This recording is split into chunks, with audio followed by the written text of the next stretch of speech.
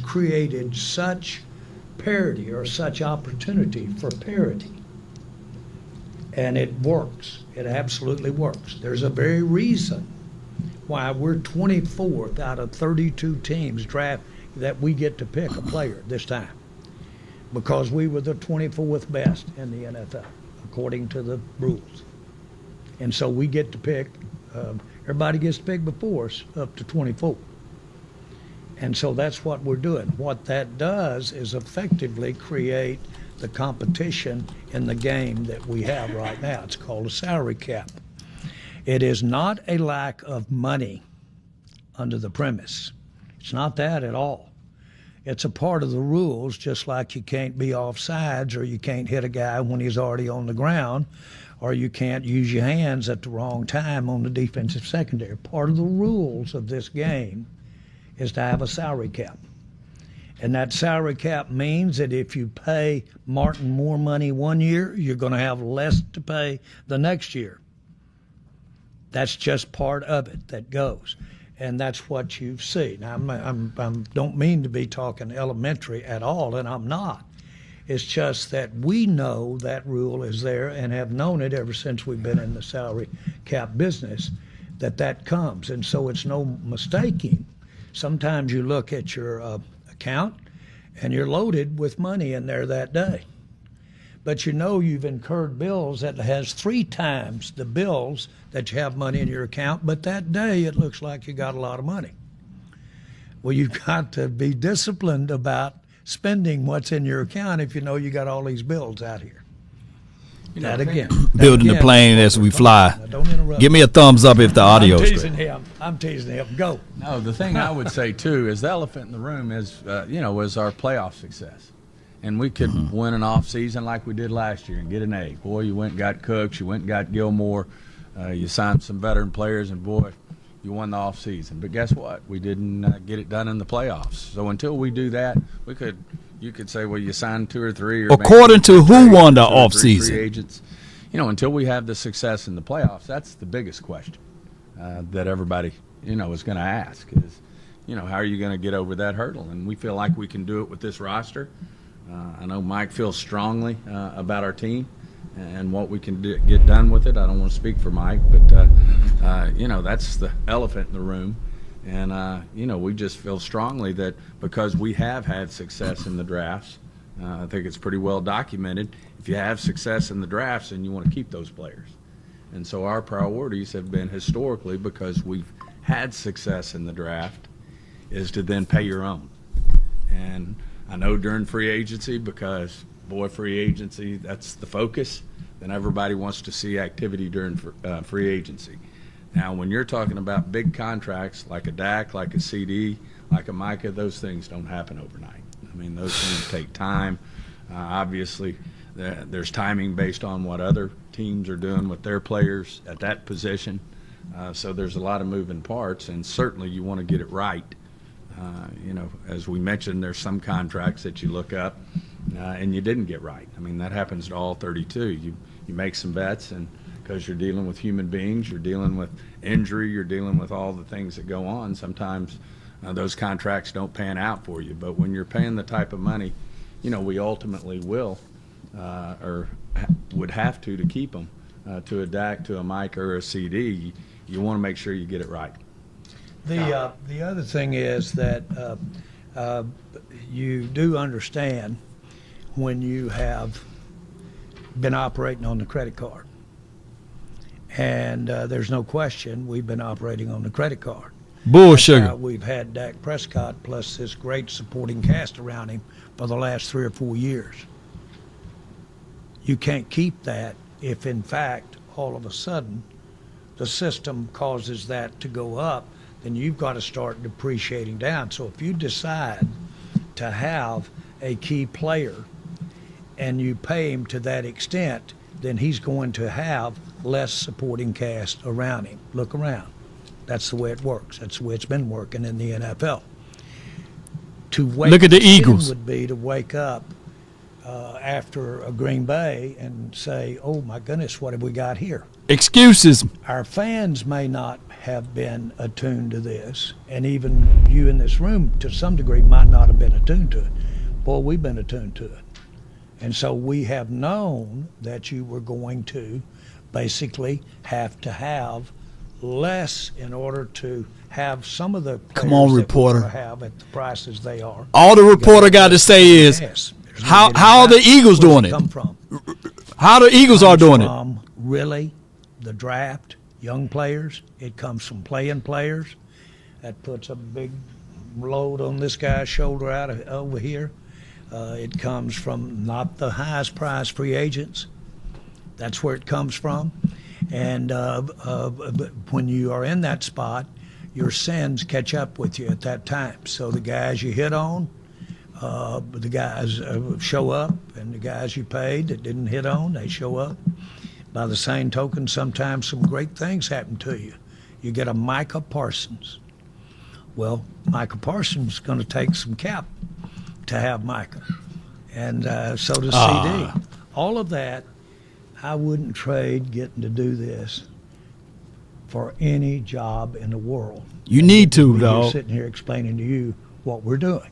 So this isn't the world's smallest violin sitting up here complaining or talking for our fans. I just want to try to be good enough to work through this and us have a winning season, which we got a chance to have. We gonna have a winning season. We had one since 2016. Stephen, when did you guys fully embrace this philosophy of draft and develop? Because you guys have signed big-time free agents in the past before. No, they didn't. Embrace, draft, and develop when you draft well. Who asked? Who gave him that That's when you question? start to embrace it when you have the success, that we've had as an organization.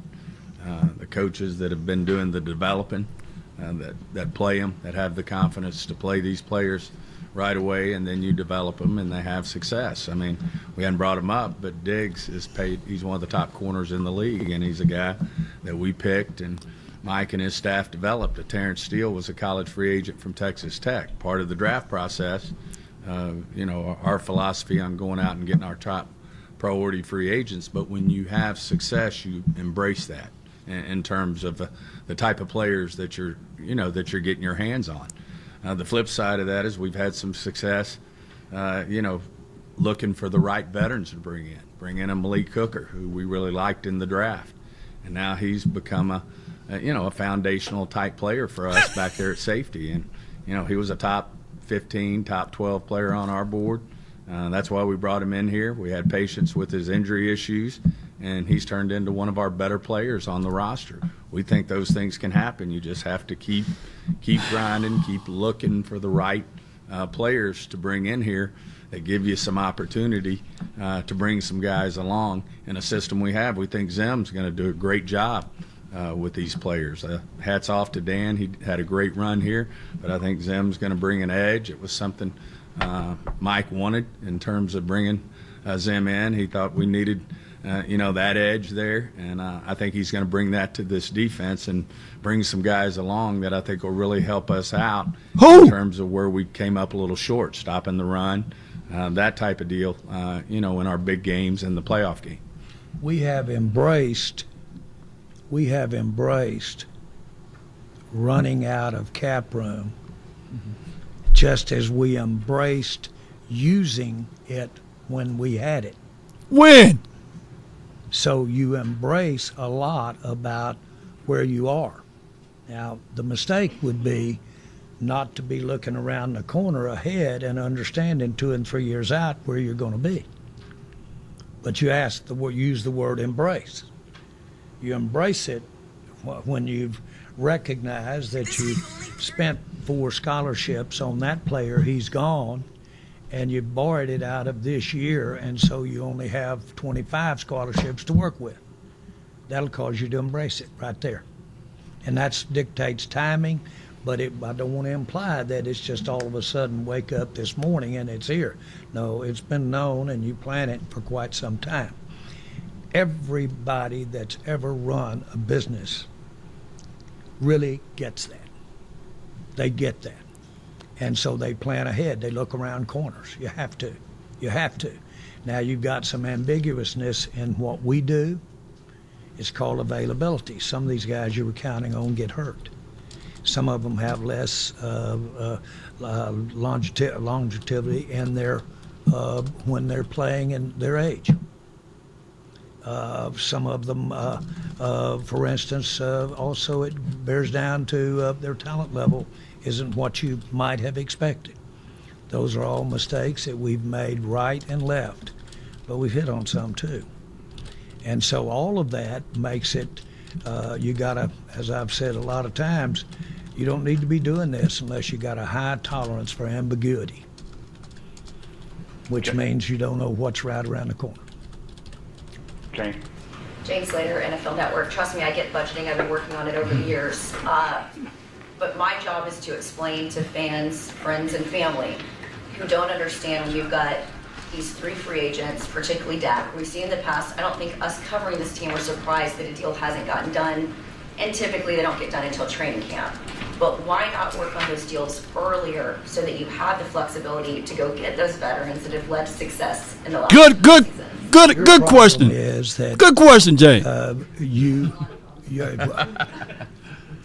Well, I'm answering your question, but you don't have many problems. I really, you're excellent. But the point is that you may be working on it and not moving anything but your eyebrows.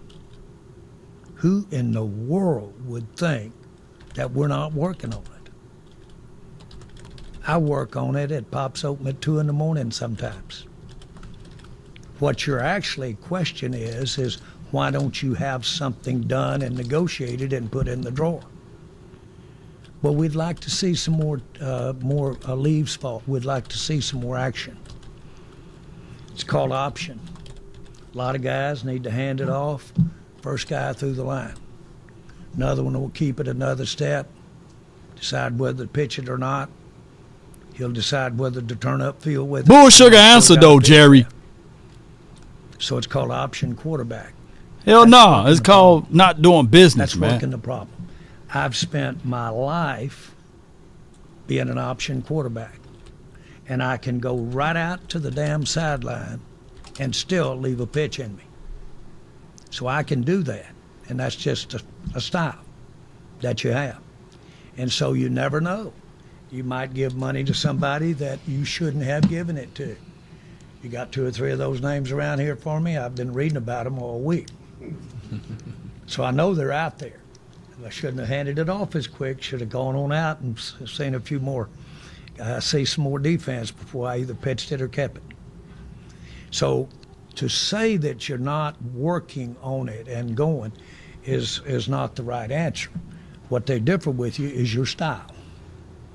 Because it's on your mind. It'd be madness not to know that the contracts are ahead. I want to see a few more cards played, candidly. If you got trouble with when the timing is around here, it's because I'm not ready to go. And you don't worry about those numbers going up as a result of other teams paying some of these players at their positions? I worry about, if you're asking me, do I worry about things going up? Not worry, but I probably have as good a feel as anybody living on this earth what the cap is going to be 3 years from now and 4 years from now, 5 years from now. I really do. We've got exceptional insight into where the cap is going to be, more so than a lot of people. Jane, I can assure you, if we felt like we could get a number that was a good number, because unfortunately these, as we all know, representatives talk to each other. You don't think the representatives of Jefferson and CD and Chase, Bull sugar. and you don't think they got their eye on something really big? Please. I mean, they're not ready to come in here. Same thing with Micah, and same thing with Dak. I mean, it's just it's a little cat and mouse. Total respect for him. Ahead of that, then, if you know what some of those big numbers might be. Well, you don't know what those big numbers might be. And as I said, if you really, your gut feel was, if Jerry's gut feel was that was a good number, then you would do it. You're say get ahead of it as though you knew the answer. And one reason you're not doing it is you may not have the answer. You may really need to see if there's more cap room. You might need to see if you're going to get somebody else signed. Or you really right then might not even have the money under the cap, of course. So I guess what I'm trying to say is timing. Timing is obviously as important as the principal amount. And sometimes timing keeps you from making a mistake. And that's not just football. That's not just a salary cap. That's any decisions that you've got to have some ambiguity up to a bright line. The bright line's when it's done or gets done. And of course, in all due respect, the players, coaches, commissioners, everybody's listening to their music too when you start talking about this thing called pay. Okay? Sponsors, we all look at those things. So it's not boy, they should have done that last week because the price of tea in China went up. It's not the way you do it, frankly.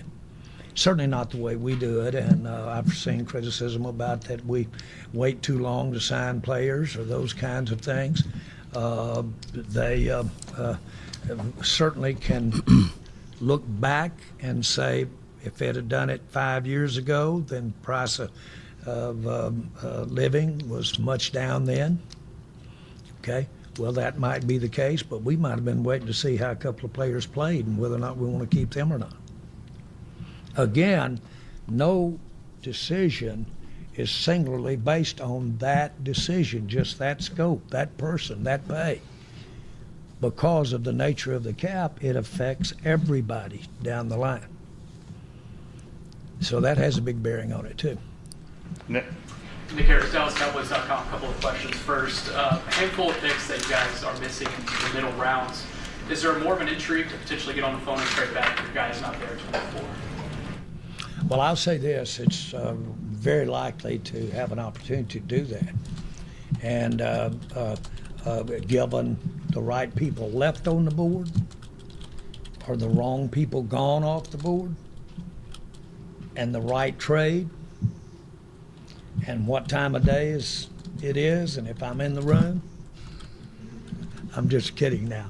Okay, really, there's a lot of variables here as to whether you'd go up or down, and I'm not trying to be cute there.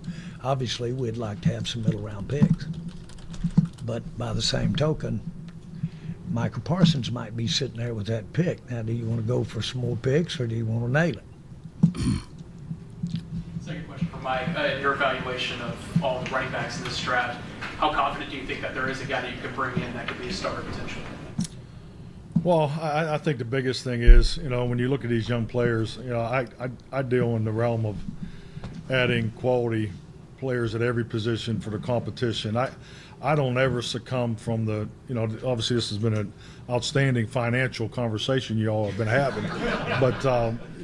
But my job is really, and what it's always been is as a coach, you live your life on 6-month intervals, and it's really about improving the football team. And then that's what this really comes down to. The most success I've had in this league as a head coach was the most injured football team I've ever coached. And then also lost 3 starters in the first half of the Super Bowl. So I'm about developing that whole 90-man roster. I hope we can get one of these running backs. It'd be great to add it to the room, but I don't believe in these draft picks are just absolutely starters. I don't succumb to an 11-man roster because it's not the reality of how this thing works. And I think the fact that we're in a 17-game schedule, it's even more exemplified in that. It's going to take them all to get to where we want to go to. I do know that for a fact. So and I'm not just trying to avoid the question. So whether it's running back, offensive line, defensive lineman, corner, we do a great job of putting a lot of time and putting value on all these players. It's our responsibility that when they come in here, that through system, instruction, draft and develop program that's in place, that they are the best they can be because they're just a part of it. They're just a part of it, and that's the reality of all this. It's exciting. The question earlier, hell yeah. I mean, the draft is exciting, but once the draft's over, the reality is, okay, now where does this young man fit? And then how we get them trained? And then when that rookie orientation goes on, how do you get those rookies to fill the gap between them and the veterans? That's every single year at this time. So this is exciting because we know we're going to be adding guys to our locker room. And but what's most exciting for me is what's been going on here, and this is day number 6 of our off-season program. I get to go to the meetings. You know, I get to watch these guys work out legally from my window because you're not allowed out there, but just so you know. So I get to see the development. I get to see where the real improvement's going to come. The most improvement of our football team will come from the 62 men that are already here working, and that's just the facts. And that's the way it's always been. So I hope to God there's a Micah Parsons or some impact player that comes in as a rookie and helps us. That would be a bonus. But at the end of the day, we're adding quality players that have value, and they will contribute. And that's just always been my approach. Saji's of The Athletic. Jerry, you just mentioned that, you guys are always working on those deals and things like that. The other day, Dak said that real talks haven't even began. So how do you kind of, interpret those comments and what do you think his perspective is on that? Well, I first of all respect how Dak handles his business, period, as much as any player I've ever been, any person that I've been associated with. So that's it. I think that we should realize that talks, quote, talks, don't necessarily is not a barometer of whether you're close to a deal at all. As a matter of fact, it might be one of the least barometers because most agents get mad as hell if I talk to the player. So you don't even have talks if they had their way about it. If you see what I mean. And so my point is, it's a misnomer to think that talks or the total or the beginning of a time clock on talks has that much to do with signing a player. Those two aren't necessarily the same.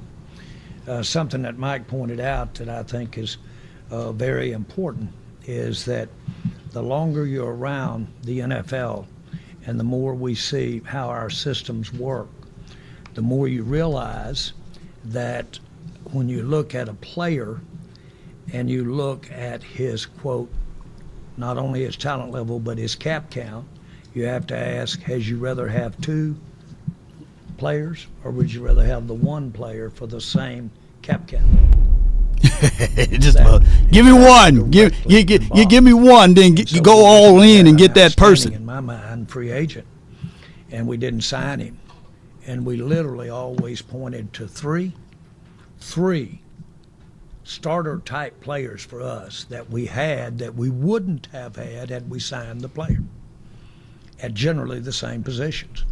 So this has to do with literally more making that share of the cap cover. The boy said land the plane on Jerry. It could be on the field rather than just one.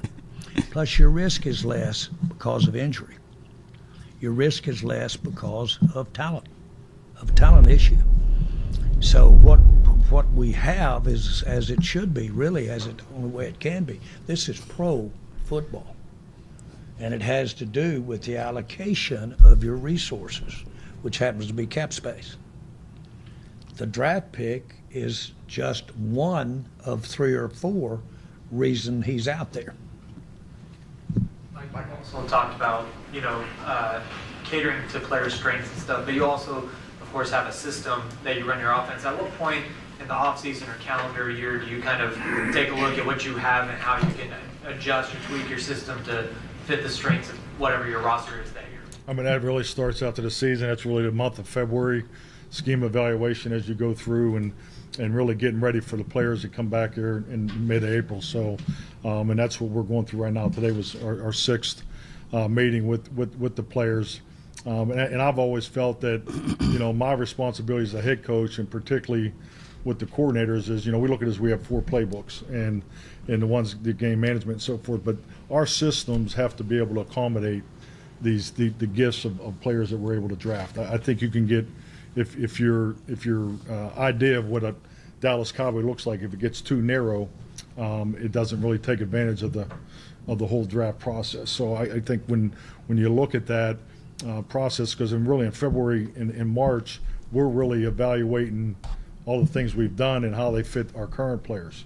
And then as we're looking at the draft or even free agency, how do those guys fit? So, to me, that's an annual process. Michael Gelkin, Dallas Morning News. Mike, you've coached a number of young teams in the past. This team coming up with the young players who are ascending into roles vacated by veterans stands to be younger than the one in the previous year. How does having a young team influence the way you teach, the way you install, the way you may tap into a certain moment with your messaging to the group, or otherwise? Well, it really is seamless, because I've always catered all of our training to the youngest player, because to me the youngest player is always the least educated, the least experienced player in the room. So everything we do once we come together, which started last week, is really catered to those young players. And I think the biggest thing is, which you get from the veterans, is their ability to give back. This is a great opportunity for our older players to say, okay, check, I got this. We did it like this last year. We're going to adjust it this year. This is why they probably have been through the reason why you did it one way and maybe adjusted it another way. So that part has never been a challenge, and it's probably really goes back to the beginning of my head coaching career, because that's all I know is draft and develop. That's I lived in it at an extreme level in the early days. So something I'm very comfortable in, and that's where really the ability for the team to make its biggest gains will come from these young players that are here. Skylar. Scott Dixon with the AP. Jerry, you mentioned Zeke and having to pay him in 2019, and last year when you all got a deal with Zach and got him in, you alluded to the motivation being, we feel like we've got a Super Bowl roster and Zach needs to be here.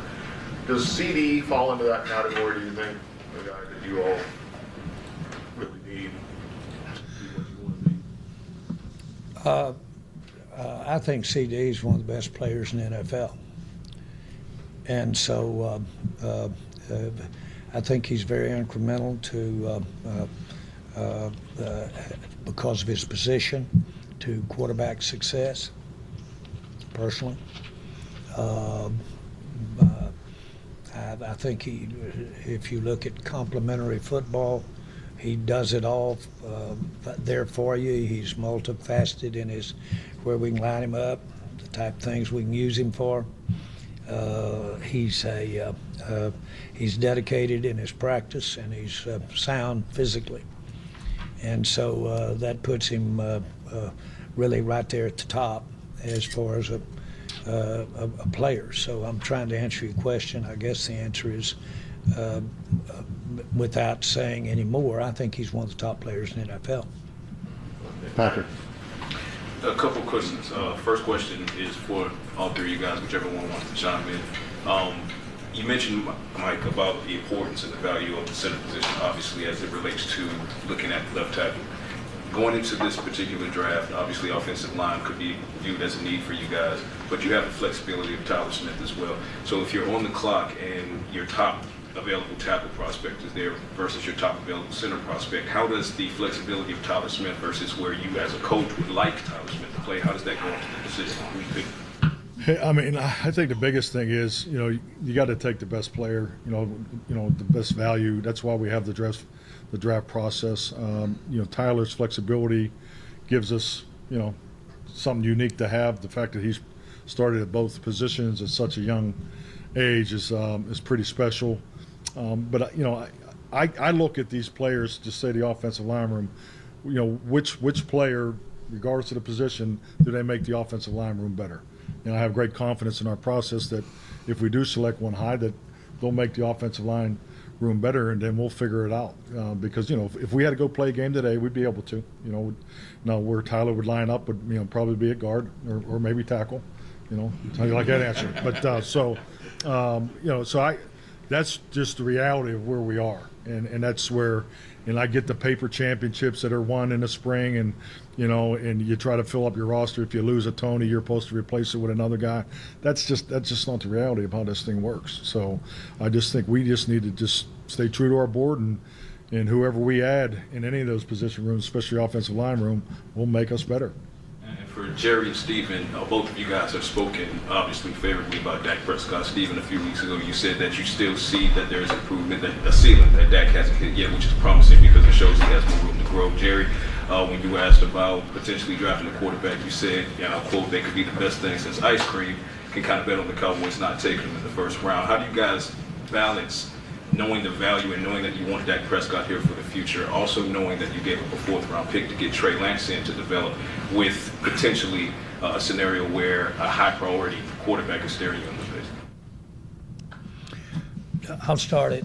We want Dak Prescott.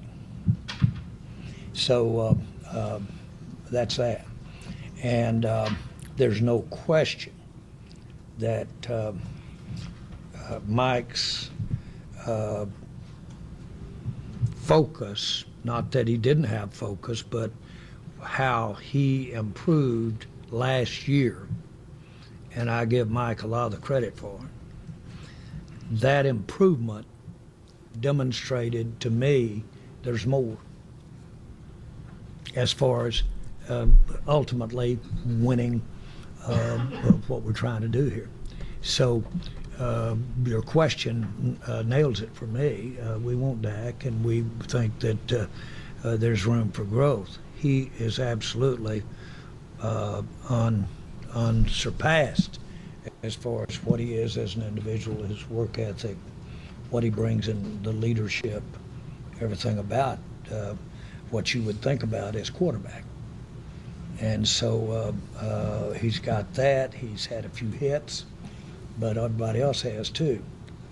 And so then you get into the $64,000 question, and that is with all of the risks that's involved and what have you, if you look around the league, the teams that have really made that big-time commitment we have in light of where we have committed in the past. We have that to add to whatever we do with him. And so it's a double whammy. We've got a lot still from seasons past that we have to add to that.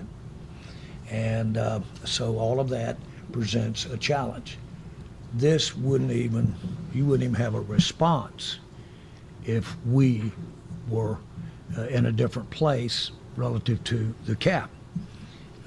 If you are a team that has a lot of cap room, and then you have a quarterback for a little while that is well underneath in his rookie contract, San Francisco last year, us with Dak early, after we had Romo, and boy, we had a lot of credit card use there on Romo. Well, Dak came along, so we didn't have to have it, and so we were able to absorb that money and still keep talent around him. So Dak has enjoyed in his career that we're proud of some of the best supporting cast that you could put around him. And to move forward, we're going to have to diminish that. That's a fact. That's the rules. And so that's our challenge, and to make it work out. Dak, quarterback of the Dallas Cowboys, I can't even blink on that one. Last one. That must be one of the most surreal experiences that I've ever had up here at the station. What makes you say that, Kevin? I mean, there's many reasons, not the least of which. All right, so overall, man, they danced around. The person that gave some good questionings there. You can argue and say it was Jane Slater. She did a great job.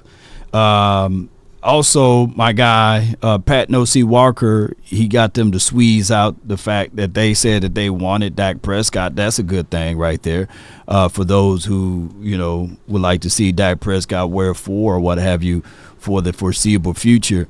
I did post it right here. I said, man, I'll give Cowboys Beats reporters, I would donate $1,000 to the first reporter to ask Jerry about the cash spent and why we are ranked 32nd.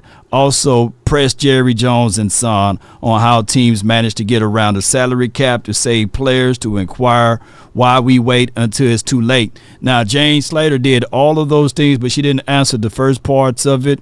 But if she ever reach out, y'all can tell her, man, reach out to Law Nation. I'll shoot her 500. I'll shoot her 500 for it, for that right there. And I'm not bragging or boasting, but at least, y'all know I'm a man of my word or what have you. But neither here nor there, the Dallas Cowboys collectively, the front office danced around with those thought tracks of what to do with the management of the salary cap, and they didn't answer the questions on how other teams are able to get around those things, and how come the Cowboys are the only team, all of the 31 other teams, they are the only team to finally say, hey, man, it's the cap. We don't hear anyone else talking about these things as it relates to cap. Is always the Cowboys, is always the money aspect of it, that we don't have enough money or we wait too late, and then all of a sudden it's the player fault, and then they're holding on to guys and they sign injured guys. Nobody put a gun to their head, I'm just using this as paraphrasing, for them to sign said guys that's hurt. On top of that, it's always crazy to a degree. Let me know if I may be chipping my audio. My audio was a little bit way too high. It's always a situation whereas the Cowboys build in these type of excuses on why they can't go out there and sign said player. And that's just what it is. And Stevie Mack said, what cap is what the Saints be like, right? So it's, to me personally, if we're going to say that we are a draft and developing team and we like to sign our guys, then you have to sign your guys early. Don't wait too late. And on top of that, I'm not beating up the Jones family completely, but what I'm saying is their philosophy and their follow through on their own saying of we like our guys. And we can clearly see that you could have made the room and the adjustments even with Trey Diggs' contract to bring in somebody. And then one reporter, I don't know the reporter's name, but he said, hey, man, y'all signed some good free agencies and y'all go out there and get a lot of free agency guys. And I'm saying, like, who? When did that happen? How's that going on? And B-Bird says, for the $4.99, he says, why no reporter challenges him on getting 2 players for the price of 1 great player? Great players are different makers. Yeah. I think that Jane Slater sweated them enough to at least throw them off kilter, right? It was no fluff. She'd probably get called into the principal office. And to echo that, B-Bird, I think that also Pat No C. Walker kind of made them fold and show their hands, and when they said, okay, we want Dak. My thing is, and that could be tongue-in-cheek, right? They really got to wait till after the draft before you can really, really press them on how this team will look. And that's the other part of it. Like, we got our own mindset of what the Cowboys is going to look like, right? Pre-draft, but post-draft, we got to really wait to see what they're really going to look like, because the books and how the dominoes can fall, it can fall into our favors post-draft, and then we can start working. It's one of those things whereas on one end, hear me out, on one end, the Jones family, they are doing a good job. But on the other end, they are doing a terrible job. And that is the problem is with this whole entire organization, is that we are doing some good things. And then at the same breath, we are doing some bad things. And that what keeps us in that, that what keeps us in that middle place. God dog, boy, it just hit me. That what keeps us right there in that middle place. If you really just go back and look at everything, right? If we just go back and look at even DeRomo when he was here, great things we were doing, but terrible things we were doing as well. And that what kept us right in that middle place. So in order for us to get over the top, don't y'all know that this year will be the first year in, I believe, 10 seasons or close to 10 seasons that the Rams will have a first-round draft pick.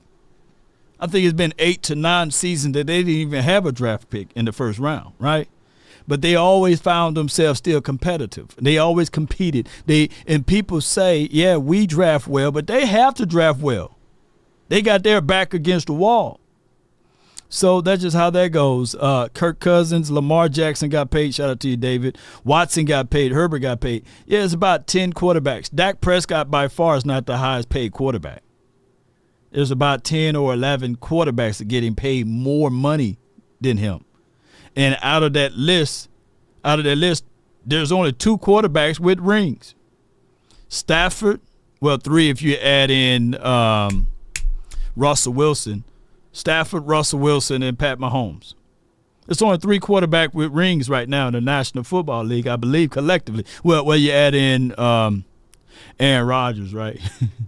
Yeah. 4 quarterbacks with rings.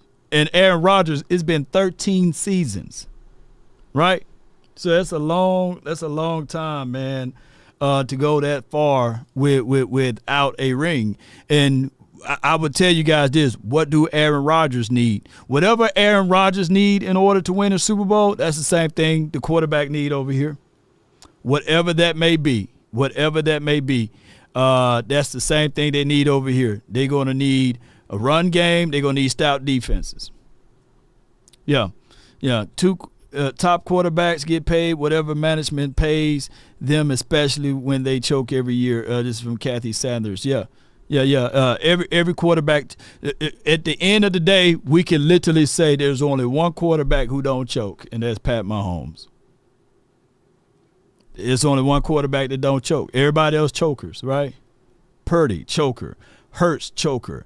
Burrows, choker. Injury guy now, So we can use that same argument, that same, what we call it, a straw man's argument, to say that all of these people choke and no one else. And there's really nobody who's really banging on the table saying that, hey, at least you go to the Super Bowl. That phrase and that coin haven't been said in years until now, right? And they're like, oh, at least we made it to the Super Bowl. Don't nobody support that. If you think I'm lying, who's out here talking about, yeah, Jim Kelly. Jim Kelly went to 4 Super Bowls in a row. He should be a Hall of Fame legend, He should be one of the greatest quarterbacks of all time, Nobody salutes those people, right? So ultimately, it's about lifting up that Lombardi trophy. And if you been hovering around the NFL, you can just say, for right now, the king, creme de la creme, been Matthew Stafford and Pat Mahomes.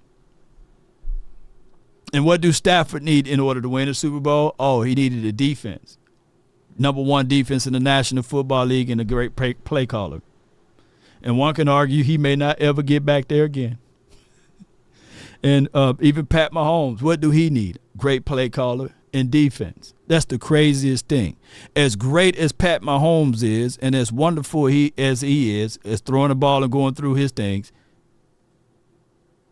he needed defense. That's crazy. That's crazy. Appreciate everybody for tuning in. It's been a slam dunk of a day. I appreciate everybody for your support, your love and adulations. How many people we got in here? Let's see how many people we got here. My phone keep ringing. Yeah, we got 190 folks in here, man. Appreciate everybody that's tuning in and being part of these type of conversations. Let's do this. It's 1:04. I got a few things that I got to uncover so I can open up the phone lines for about 30 minutes, and then I got to dip on out. And then, of course, we will go over most of these details on the final word today. And I appreciate everybody who tuned in for the test stream that I did a few seconds ago. And we're going to open up the phone lines. You are the only participant in the conference. Yeah. All participants are muted. Let me go right here and bear with me. 102. Call the hotline.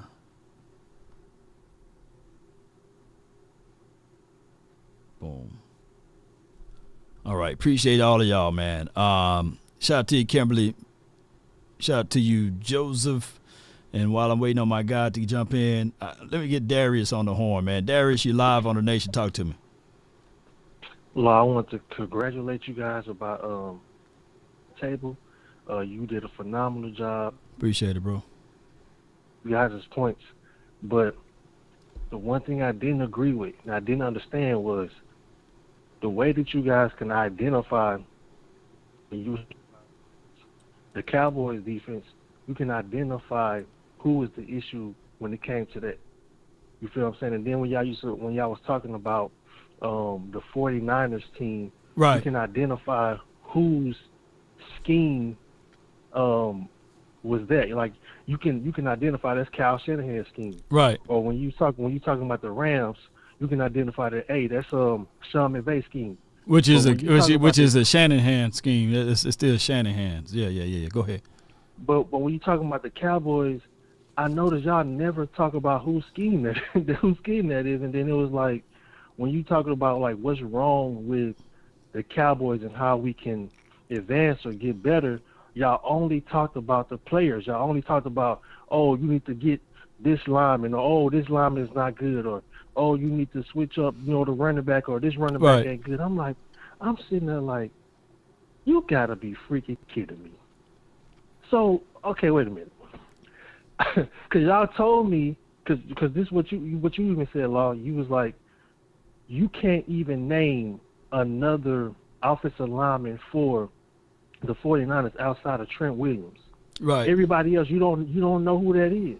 Yeah. So, Trent and Banks, those are the two that I know, and that's the Notre Dame kid. I get what you're saying. And as far as Mike McCarthy, his scheme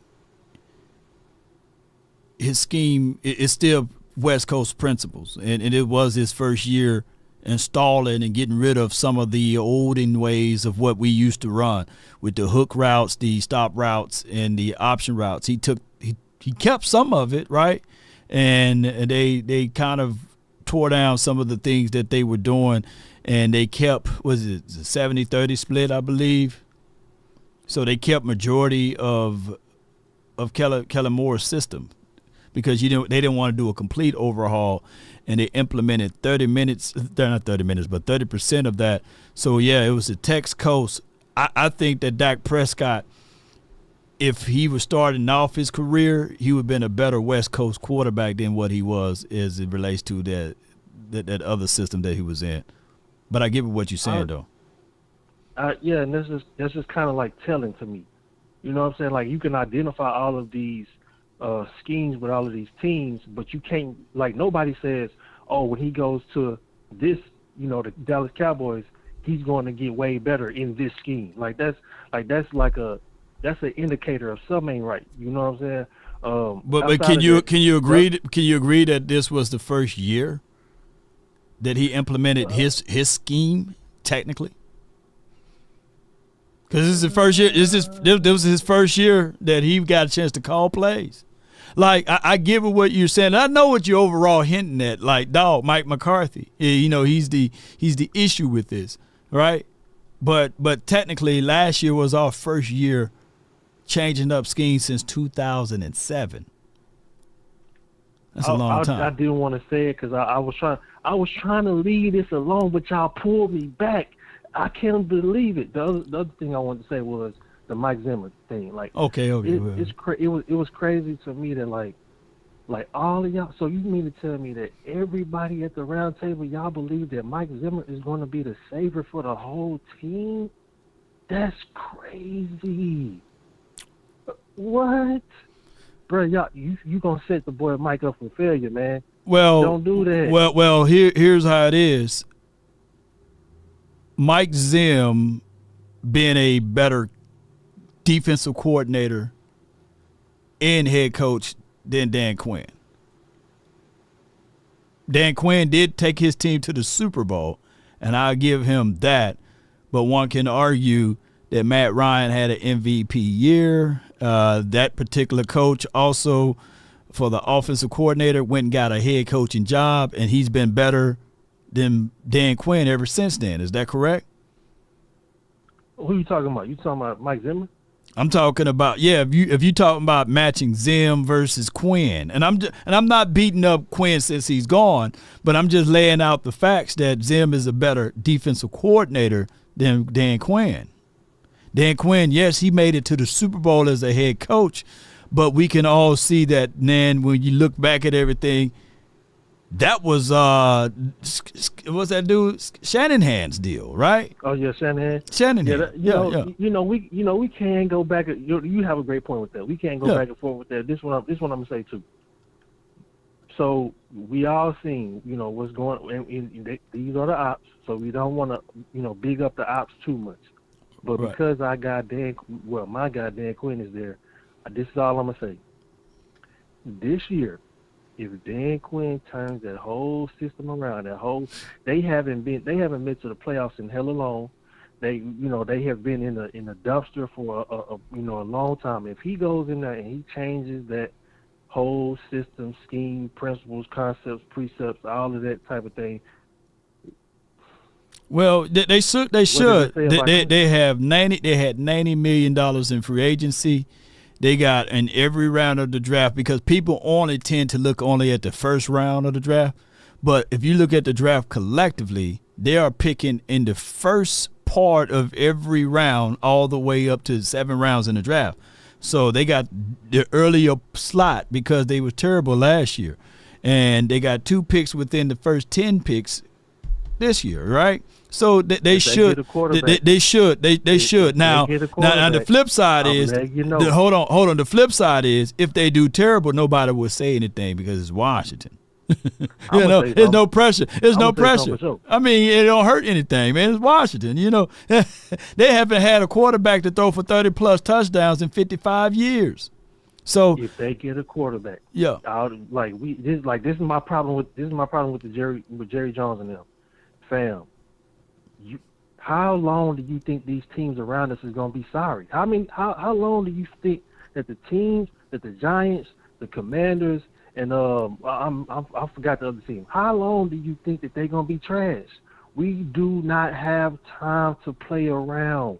You can't just, we just went 12-5 and just be complacent. This is my issue.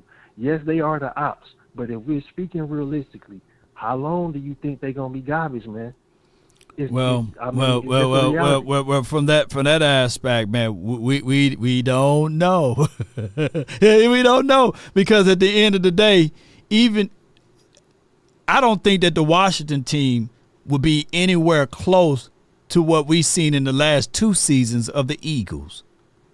Eagles loaded. Eagles been loaded in the last 2 seasons. Yeah. And I don't think that what they will do, even with Dan Quinn and company over there, is going to be even harder than what we've seen out of the Eagles. And I get it. I think that the Cowboys, people overlook us because we are the Cowboys and we talked about enough to everyone. But we've been right there, toe to toe, neck to neck, pause if necessary, with the Eagles. Okay. So we've been there with those boys, and we don't get the same respect. But I get it. I understand we haven't been to the Super Bowl though. But man, I'm not. Look, where you think the Cowboys gonna finish this year before I let you go and let my guy on? I don't have. I feel like big game James. I feel like it's gonna be a regression, man. I'm gonna be honest with you. Yeah. Okay. Yeah, I truly do. So you think we're gonna finish what? Where you think we're gonna finish, man? In this division? At best, I'd say 3rd. Okay. And guess what? People were saying that last year. They said at best because remember people were saying it. Look, they were saying, you can go back and watch what he said at the Super Friends and everything. They were saying that basically we're gonna finish 2nd. Right. And I was right. We finished first this past season. We won the division. Oh, dang, we did. Yeah. But see, people already had the Eagles ahead of us. They said the Giants, oh man, they're a playoff team. They won the playoff game. They got Daniel Jones. He's better than Dak. Oh man, his defense is better. They said Thibodeau, he's going to be better. Oh man, they said Dexter Lawrence and everything. No, I know you didn't say it, but I know you said that coach over there is better than Mike McCarthy, Brian Daboll. Yeah. And what is Brian Daboll record head to head versus Mike McCarthy? Mike McCarthy is up, but I can't even go there. I ain't even gonna go there. I'm gonna give you that one. Law. I'm gonna sit back on that. You feel me? Appreciate you calling in, man. Thank you so much, Darius, man. Yes, indeed, man. That's my guy, Darius. But I hope you guys get what I'm saying. Because if my guy Darius, he was saying Brian Daboll is a better coach than Mike McCarthy. And can y'all imagine, look, what have Brian Daboll done did over there in Giants land, right? Now, they did win a playoff game, right? And they made it to the playoff with Daniel Jones.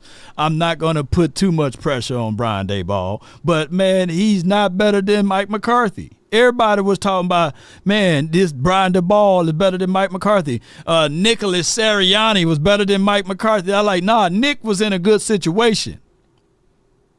And everybody laughed and they scoffed at me when I said, man, Mike McCarthy, the best coach in this doggone division. Then the second best is Dan Quinn. But now Dan Quinn is here, right? So Mike McCarthy's still the best coach in this doggone division. But to be fair to the Washington team, they got a lot of money and they drafting early. The only thing that they don't have is we can argue they don't have a quarterback, and to a degree they don't have a running back. All right, next caller, my dog, Computer Man from the 662, man. You're live from my neck of the woods. My brother from another mother. No other. Don't look like Danny Glover, but keep it cool with us. What's good with you, man? What's happening? Not much, bro. Not much. Hey, you look at the Jones up there trying to throw that shit against the wall, see if it's gonna stick. Man, they try to throw all of that stuff against the wall. It slid right off. Shout out to Jane Slater, though. She tried her little hard, all she could, and she was getting there. Kept cutting her off and started talking about draft. They started talking about college funds and tuitions and stuff like that. And I was like, wait a minute, they just switched over on her. But go ahead, bro. They ain't want to take no tough questions. And then they had the nerve to sit up there talking about we surrounded Dak with a great cast. Oh, what? You ain't had a defensive lineman made the Pro Bowl since Leon Lett. Yeah. A real defensive lineman. Yeah. You ain't stopped the run since '96. Mm. The last time the Cowboys had stopped the running game was '96. Yeah. Parkway had a couple teams that did all right here and there, but hell, it didn't last. Right. Great cast. Y'all have been in charge of that football team since Jimmy Johnson left. You have not produced a Super Bowl because the team that won those Super Bowls was a team that the GM, Jimmy Johnson, put together. There how you come go. Jerry Jones, how come you fans be screaming at Dak all the time you don't hold the Joneses accountable for 30 years of not getting the job done? Jason Garrett don't even have a job. None of those coaches that they have hired don't even have a job. Mike McCarthy be the only person to ever lead the Cowboys go get a job. Yeah. Y'all crazy, you don't think? How you want to sit up there and say, well, Dash is trash? Well, how the hell they win 12 games? If Mike McCarthy can't coach, how the hell they win 12 games 3 years in a row? Yeah. Up under Jerry Jones. That ain't been done since the 90s. Y'all want to say that man can't coach? That man can coach. He got an offensive system. Just because Aaron Rodgers threw him under the bus, everybody in the world shitted on the man. Oh, yeah. But everybody now sees that Aaron Rodgers ain't who he thought he was. He'll do that to anybody to get his way. Yeah. He talking about telling people not even to take vaccines and go without getting health care and all this old crazy stuff, sitting in some tent somewhere hyped out on some psychotic drugs. But he's cool, though. Y'all like him. When y'all put a person up on that pedestal, y'all never take him off. If you put somebody on that bottom pedestal, you never let him get off of that. You put Dak on that bottom pedestal. As soon as he got to the league, half of y'all did, and y'all have never let that man get up off of that. Yeah. Since that man has been the Dallas Cowboy quarterback, he has never been able to get up and have a decent day in his life where people say anything good about it. Man, the man can't even play golf, man. He played golf, man. They talk about him then. Yeah. The man can't even go do a charity thing for cancer, and people still not trash him, ask him a bunch of crazy questions. The only reason why y'all treat that man like that is because of where he's from and where he came up, and the way y'all put him in that hole like that. Don't do people like that, man. Ain't none of you people saved.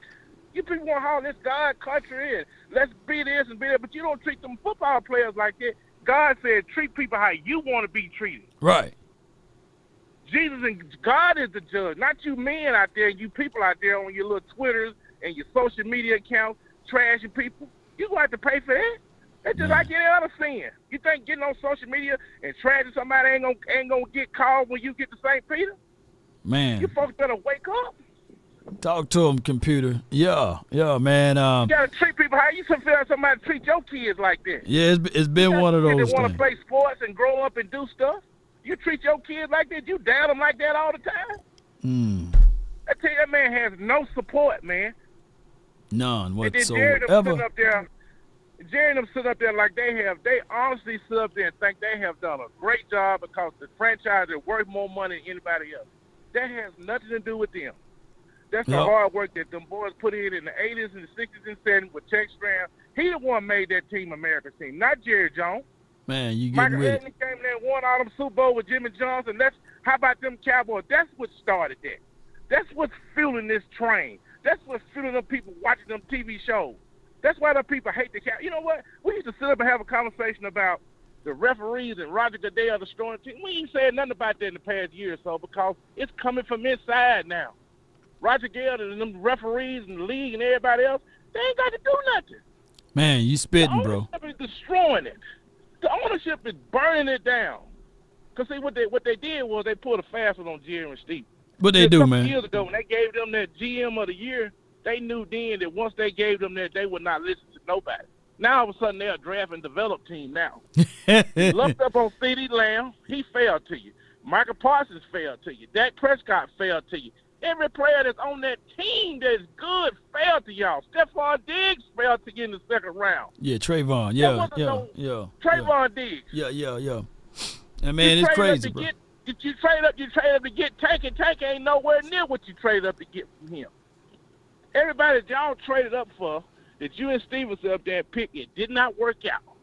Every player that failed to y'all and y'all let Will McClay pick has worked out. Jerry and Steven have not picked not one good player that has made any kind of impact in this league since they have took over when Jimmy left. Name me one player.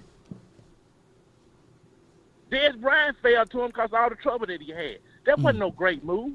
Yeah. Tony Roman failed to him. I give them Zach Martin though. I'll give Stephen Jones, Zach Martin. If to be fair, Zach Martin? Zach Martin. I give him Zach Martin. Yeah, one player because man, we would only think what Johnny Manziel would have been doing.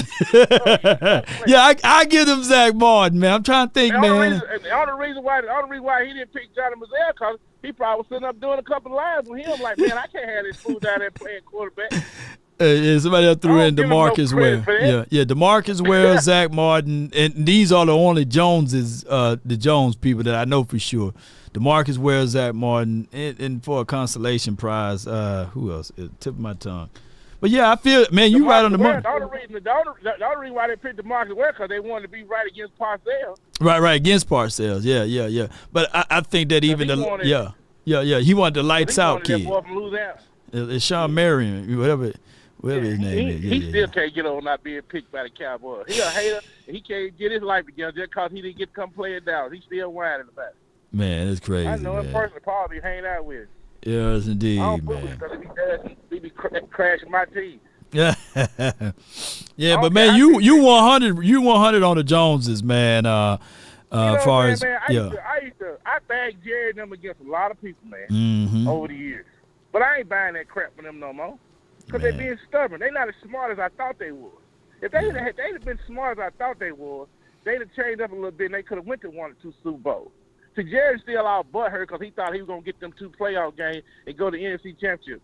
But if you'd have been paying attention, sir, you know you didn't have no running game, sir. Hell yeah. Your defensive coordinator that you love so much has never beat any of those coordinators. Dan You're Quinn right. is not a good defensive coordinator. That was Joe Witt Jr. and Al Harris them putting that team together. Because them boys started picking them passes out before Dan Quinn even got there. And plus, Amen. that defense that they was running was Mike McCarthy's idea where y'all want to sit around here and talk about he don't know nothing about no schemes. That man won a Super Bowl. He the only person I ever seen win a Super Bowl nobody ain't give him no credit for. Man. He could win one this year, and they still won't give him no credit. Because everybody's so full of shit and they haters. No they doubt, don't want to be computer. wrong. No doubt, They want to man. sit around and point a finger at Mike McCarthy and Dak Prescott. What are you doing in your life? Ooh, you great you at hitting your home job every right day? there, man. You don't make no Hey, mistake. hey, computer. How Hey, you computer. treating your wife and kids? I'm gonna circle back to you, man. I'm gonna get B Bird and Coach AJ, and then I'm gonna wrap it up, bro, because I got a meeting I gotta be at. But yeah, Okay, yeah, yeah. go have your But business, I'm man. gonna call you. Sorry. I'm gonna call you though on your phone, man. I'm gonna call your second line and get in contact with you, bro. Talk to you about Yeah, I some need things. to talk. I need to talk some more because I'm having a hard day. Because these Jones are messing my life up, man. I've been wasting all these years dealing with Jerry and them, man. I could have been doing other stuff. Man, come on, man. Hey, you just go fishing, man. You know, you in Mississippi still, right? You in Mississippi? No, I'm in Memphis. I'm up in Memphis right Yeah, now? I'm up here. Man, they biting right Yeah. now, man. Shoot, go fishing, man. They biting right now. Ooh, they biting right now. It's impossible, man. All right, bro. Somebody talking about a Ravens fan. They ain't got but one Super Bowl. No, They want to sit up there and brag. no doubt, man. Appreciate you, bro. You ain't going to do nothing. That quarterback can't play. I holler at y'all. Peace. P, that's computer, man. You know, go fishing. They biting right now, man. The turn of the season going around. You know, ooh, they biting, man. April, you get the biggest fish around April and May, man. Shoot, come on with it. All right, I got B Bird, then I got Coach AJ. But B Bird, you're live for the 409. What's on your mind? What's up, Law? How you doing, man? Hey, one day at a time. One day at a time. Hey, that computer man, one of my favorite callers, to be honest. Oh, yeah. With his passion and just he stay on their neck, so I love that. Mhm. I appreciate his call. If he's still listening, I appreciate that. Most certainly. Most certainly. One thing that he did discuss, he was talking about the American team was built by Tex Schramm and that generation, and the Joneses did a really good job of capitalizing on it. So that's kind of what they did. It was already the most popular team in America and all those sports. But when they got on it, you know, they infused money, understood what they had, and they just made it into this big old giant. One thing I was going to call you about is that and I'm not going to stay on this long because it's not the real reason. I just don't like when Jerry's talk about getting 2 or 3 players instead of one. You know what I'm saying? Right. That doesn't make sense to me because it depends on who that one player is. And so, you know, I just don't like that thought process because you're really playing money ball. And Right. money ball has not worked in baseball. I'm talking about it made good teams, but the teams never got over the hump. Right. You still need great players, man. So if you can get one great player instead of 3 mediocre players, what those 3 mediocre players are going to do? All they're going to do is take up some plays, but they're not going to really be doing being the difference makers out there or whatever. So I understand what he's saying, but it just doesn't work in what he's talking about. And the whole flow of it, because and I think that where he's looking at it, like if I go all in and get this one nice veteran guy and he get hurt, and then he have nothing to fall back on, and I get it. You know, you want to be able to hedge your bet. You know, you want to be able to have your stop losses. Let's say if you doing type of trades or what have you, and then you want to take your profit when you hit a certain number, right? So the Joneses are looking at it like that. They want to make sure that they, But the thing is they that get multiple guys. Hedging your bets is not all in, but you're going against teams that's going all in. You get what I'm saying? Yeah. So you're going against Philadelphia, who go all in on talent, and you going kind of lukewarm on it. It's just going to be very hard for you to get over that hump. Yeah. So one thing I would say, Law, is after the Green Bay loss, you know, everybody's in their emotions, right? And so you don't want to make decisions at that point in time. Right. And that's what everybody always say, no, just be cool, everything going to be all right.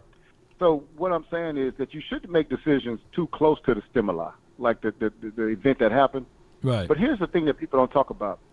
You shouldn't wait too long after that event happened either, because you'll start minimizing what really happened, so you won't make no moves.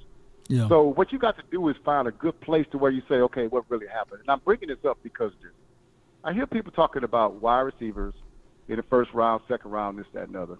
Right. Our issue after that game was run defense and run offense. Our issue all year was run defense and run offense. So I don't want to get too far away from that, but I want to give you some stats I looked up. Okay. And this is in the playoffs, right? I want to give you the stats, and then we can talk about it. Or I can get off. So they had in the playoffs, all playoffs, wild cards, all rounds. They had 300-yard passing game. It was 6 of them. Mm-hmm. Wow. 2 wins and 4 losses. Right? Okay. Here's the record for the quarterbacks that threw under 300 yards. Out of the 13 games, it was 12 wins and 1 loss. And in the Super Bowl, I'm going to call that an under 300-yard game because he didn't go over 300 until the overtime. Okay. So it was 12 wins and 1 loss. Mm-hmm.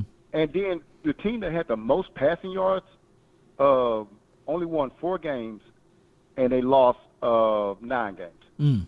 So what I'm trying to say is the playoffs tell you that they're going to show all these passing statistics. They look good on ESPN, the highlights and all that. CeeDee Lamb with all these yards. But what this tells me is that when you get down to it and these teams are playing against good teams, you got to win this thing with running game, ball control, and things of that sort. So while people are talking about we need somebody complimentary of CeeDee Lamb on the other side high in the draft, mm-hmm. I kind of say the numbers say you don't need that because teams aren't winning by that. Again, what you got to realize, too, is that weather comes into play. Yeah. So these dome teams got to go outside and mm-hmm. play against in windy because it's January, December, January and February at this point in time. Yeah. So those things are going to play. The running game and stopping the run are really more prevalent at that point in time, whereas in September, everybody's throwing it all around. Yeah, but then when it's money time, it looks to me, and we're talking about Patrick Mahomes. You mm-hmm. know, he only threw 1 300-yard game in the playoffs, and that was in the Super Bowl in overtime. Yeah. So I say we got to get that line right, and we have to get the defensive line right. And I think we missed our opportunity to get the defensive line right because I think you handle that in free agency. Yeah. Because you don't want to be drafting a guy early and want him to come in immediately and do what Hankins did or something like that. Mm-hmm. That's why I think we missed the boat right there. But I think that I just want to – this phone call I'm going to get off after this is that, hey, y'all, let's not get too far away from that Green Bay game. And the game I go back to, Law, is kind of odd. Mm-hmm. But the blueprint to play against us, the Arizona game. Yeah. The Arizona game was the blueprint to play against us. And if you see anybody that used that blueprint, we're pretty successful against us. Very, very much so. Keep run the ball, time of possession, stay in the lead, so they pass rush don't have to come. You know what I'm saying? Mm-hmm. Where now you take Michael Parsons out the game, and there's just a lot. And so that's kind of the same thing Green Bay did to us. The same right, thing same Buffalo thing did. Buffalo did, man. And so we got to get away from having a formula to beat us. We got to be even-handed. And I'll say this one thing, and I'm gonna get off. In 2014 was, with taking exception of the '90s football team, mm-hmm. the 2014 offense was the one I love the most still today because we were a run-based team, but we had a killer at quarterback that can throw for 350 yards if we need to, mm-hmm. but we didn't ask him to do that but a few games. That's the kind of offense we need to go back to, man, with Dak. And I think if we did that, we'd be very successful, man. I appreciate you taking my phone call, man. And Computer Man, shout out to you, man. I appreciate you. Mm-hmm. And I'm going to holler at you later, Law. I appreciate you giving me this time, brother. No doubt, man. Great time for us to hear B. Bird talk about that. And he's right, man. He's real right. You know, he's right with all his assessments. You got to run the ball. You got to be a well-balanced team. The quarterback will always get the accolades, right? You can pull up a schedule or you can pull up a stat line of Troy Aikman wins and losses. You can't do that for Emmett, right? They don't record Emmitt Smith's nor Michael Irvin's, but they did record it. Troy Aikman, right? And I think he played right at 94 games collectively in his career, what have you. So y'all can look it up. Or he had 94 wins, something like that. But what I'm saying collectively is that you got to have run game. You got to have the ability to stop the run. And that was a fire call, man. All fire calls, man. All I can say is when you look at Jordan Love and you see what he was able to do a lot of people who casually watch football would say, hey, man, it was all Jordan Love. Oh, my goodness. Jordan Love was better than Dak. Oh, my goodness. Jordan Love was this. Jordan Love was that. Aaron Jones averaged in the first half 8.5 yards, and that's before contact. I believe we can put my guy Trey G in the house, man, or Iceberg Q in the house, Blaze J to be a quarterback in that system and do some good numbers, right? Play action was there.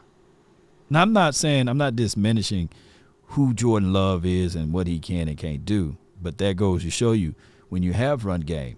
And all they did was they looked at their Arizona tape and they said, okay, let's replicate that. Let's replicate what the Bills were able to do. So hopefully, man, that's my battle cry with Mike Zim, is to shore up some of those loose ends. But you got to have bodies. Whoever we draft now, they're going to have to go through growing pains. They're going to have to go through growing pains. People marvel and love Dexter Lawrence now, right? Dexter Lawrence. Did you see the growing pains that he had to get and go through in order to be that Dexter Lawrence, right? Simmons, the kid that played for the Titans. Oh, my goodness, they love him. Did you see the growing pains that he had to go through in order to get to that level? It takes years, man, for interior guys to be that, right?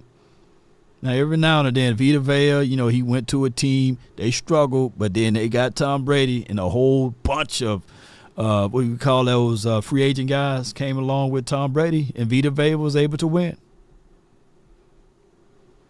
From the interior, from the inside. But it takes time. All right, so,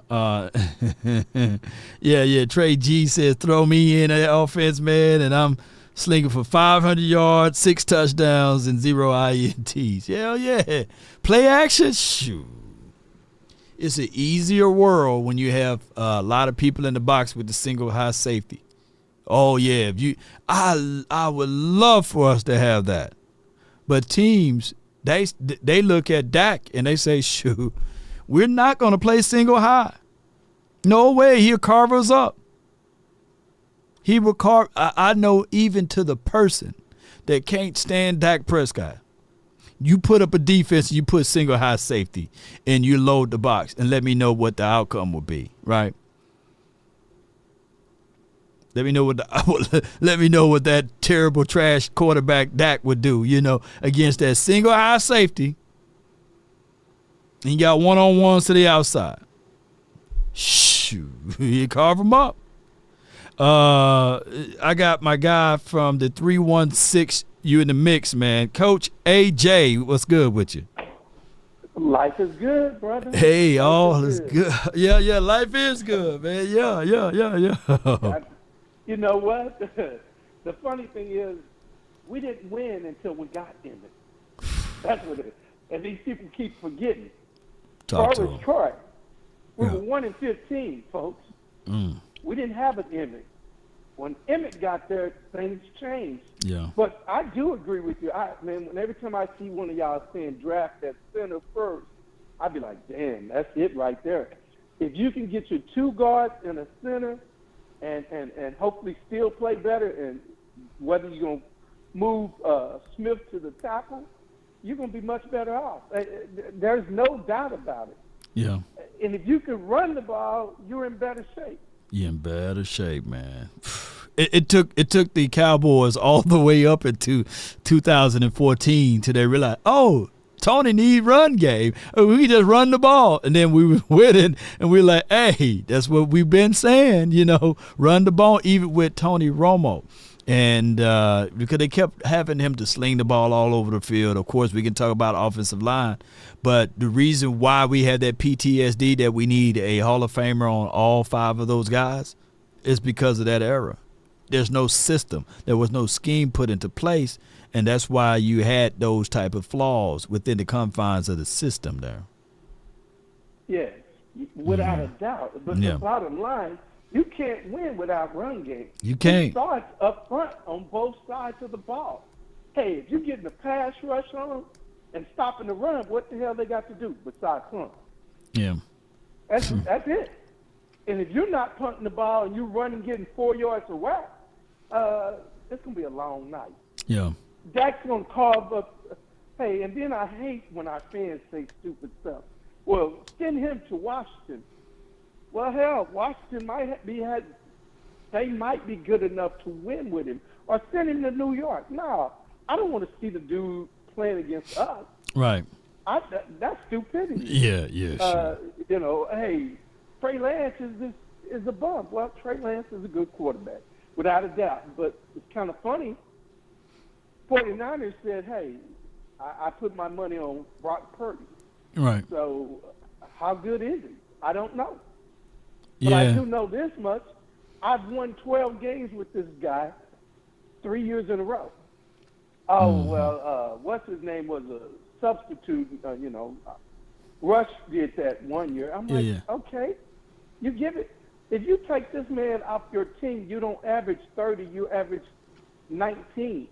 Yeah, what they call it sustainable. You know what is absolutely sustainable, and you got to make that choice for those who really watched all of the 49ers games. You know they would say and watch those preseason games.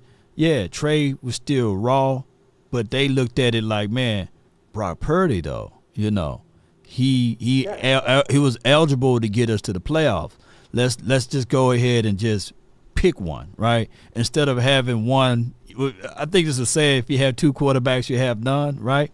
And they gave Brock Purdy the keys, and Sam Darnold, or whatever his name was, you know, he didn't perform well in preseason, but he wasn't a major factor as far as contracts. They tried to get from under the contracts because they knew that they had to pay Bosa quarterback money, so that's why they said, well, hey, I would get rid of Trey Lance and just keep this guy as a veteran minimum, or veteran right close to it, because he's happy to just have a job. And his name's Sam Darnold, right? Whatever his name is, yeah.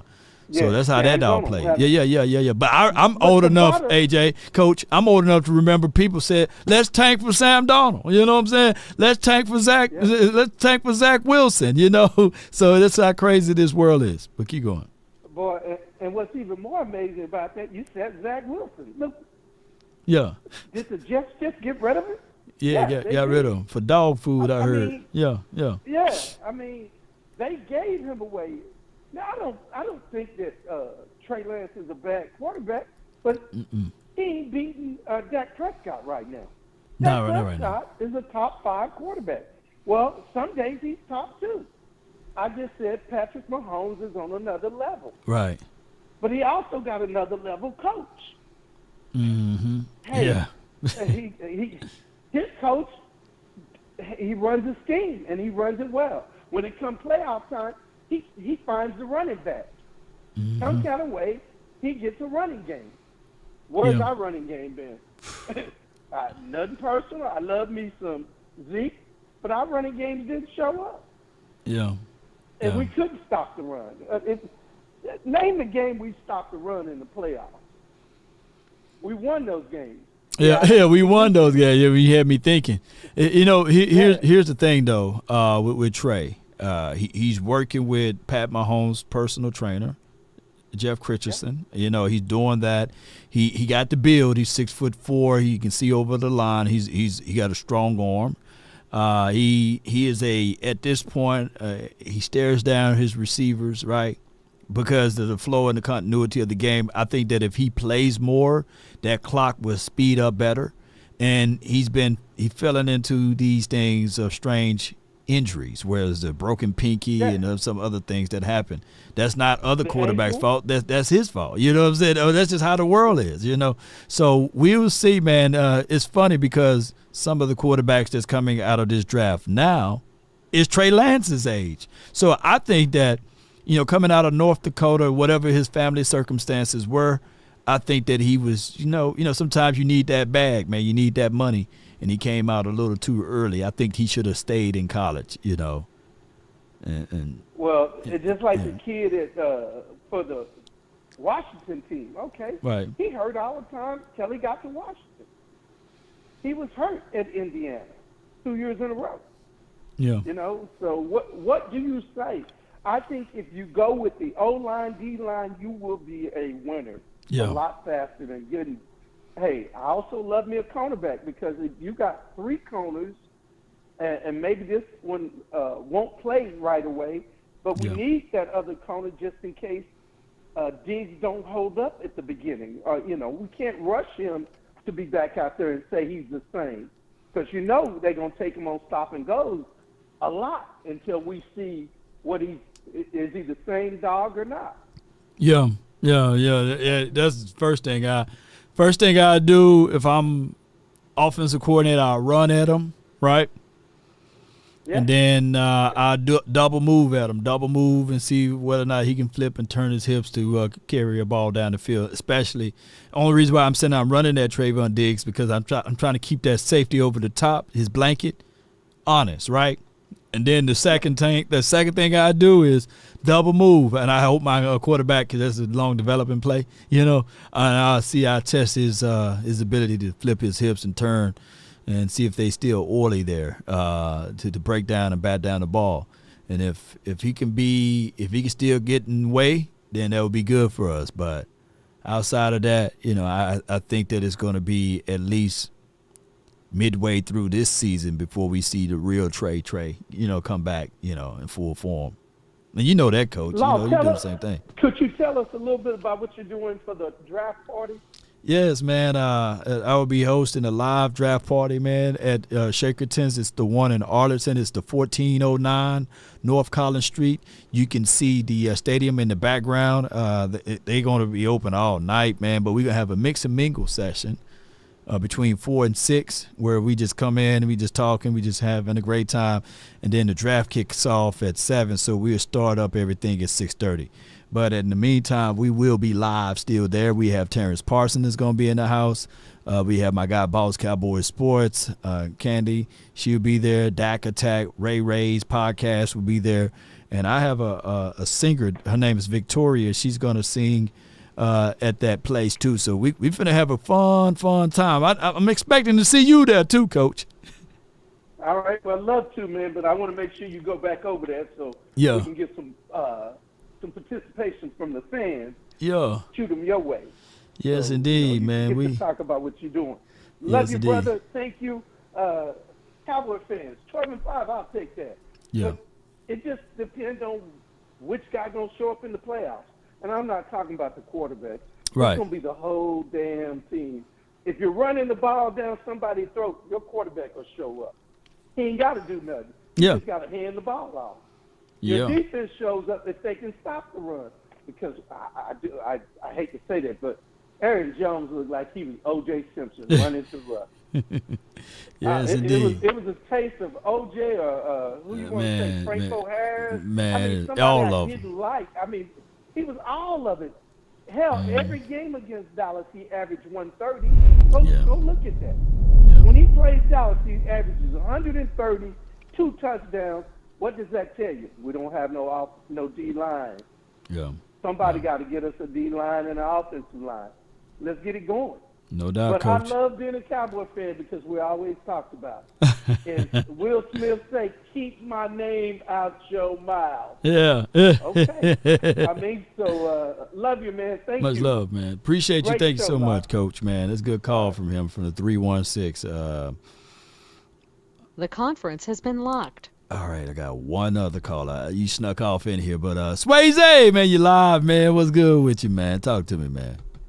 Hey, what's going on, Law? I had to sneak in there because I just heard the press conference. I looked on Twitter and seen Clarence Hill, like everyone's looking at Jerry Jones like he's, I don't know, like is he Joe Biden? I don't know. Like, is he, like I kind of don't get it right now. Like, why is he leading the organization when it comes to football operations?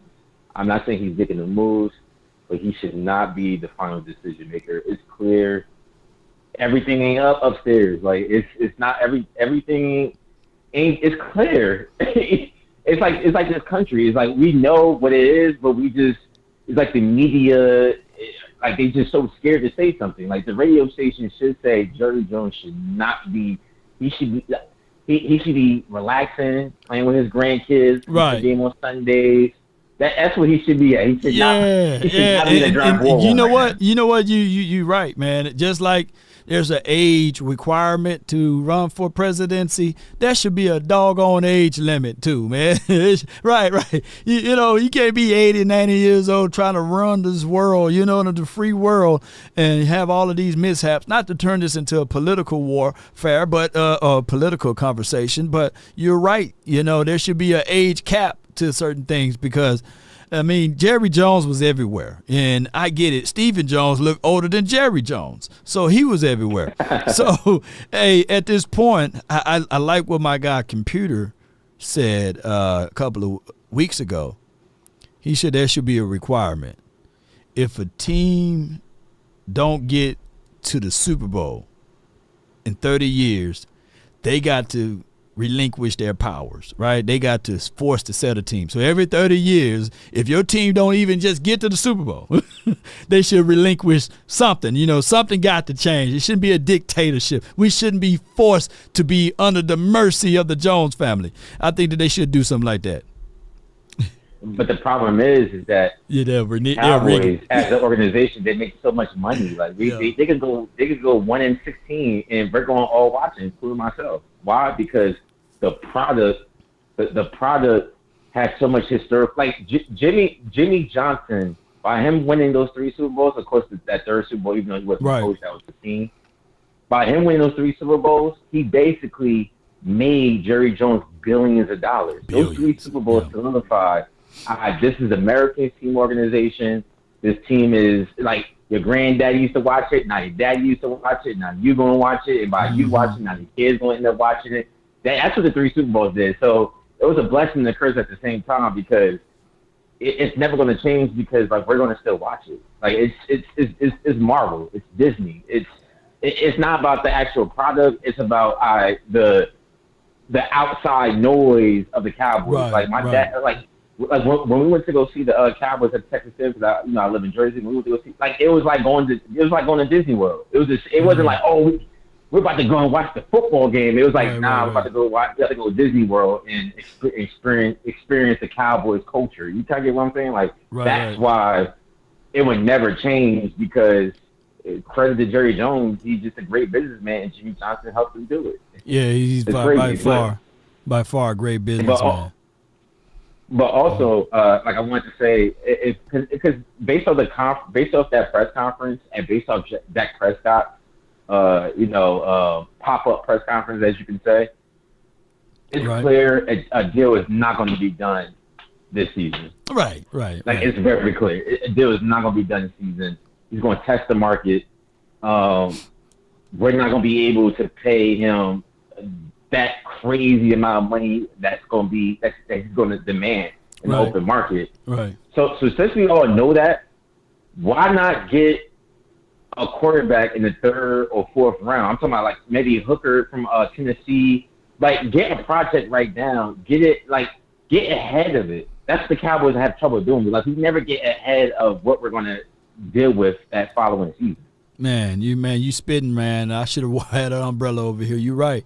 Getting ahead of it is not their forte. And I think that the reason why they can move that way is because there's no pressure, right? And that's why they can rumble around and things like that. And I think that until Jerry Jones and Stephen Jones step down, we're going to always have these same things, right? And they're going to always put these raisins in the potato salad and say, hey, it tastes good, man. Raisins good for you. And they're going to talk about the benefits of the raisin and how it makes the potato salad sweet and everything else. And we're sitting here like, hey, we just don't like it, and then they try to do another dish and they put celery in the spaghetti, and they say, hey, just taste it. It tastes good. And we're like, celery don't go there, But they are forcing us to eat these type of foods when we are telling them, hey, we know that you guys can get the ingredients. We know that you guys can do great in businesses, but on this little part right here, you making wrong moves, man, and it don't taste good. Mm-hmm. And I think I'm predicting that we're going to end up trading Michael Parsons. Mm-hmm. And I think the reason why is because, like you said before, this this team is literally ran by a family corporation. Yeah. And what I mean by that is that you have to follow by the culture of that family corporation, that family business. It's similar to a mom and pop store. Yeah. It doesn't matter how good you are, how your skill set is when it comes to those type of businesses. If you're not abide by what they want you to do in that culture, they actually rather get rid of you because they look at you as a headache more than an asset. And I think with the Michael Parsons situation, because Michael Parsons doesn't show up in the playoffs, not saying it's his fault or anything, but I think that he's too small to play defensive end. I think you could pop him in and out. I don't think he should be playing defensive end 24/7. But I understand because from a money standpoint, you get more money at the defensive end, which is again not even a football decision; it's a financial decision that comes from the top. But but I think that because of that, because like he doesn't like show up in playoff games or late in the season, that's the justification that Jerry Jones and Stephen Jones needs to trade Michael Parsons, similar to Amari Cooper. Amari Cooper had the same situation where, of course, Amari Cooper was good, he was great, but he didn't follow by the culture of the team.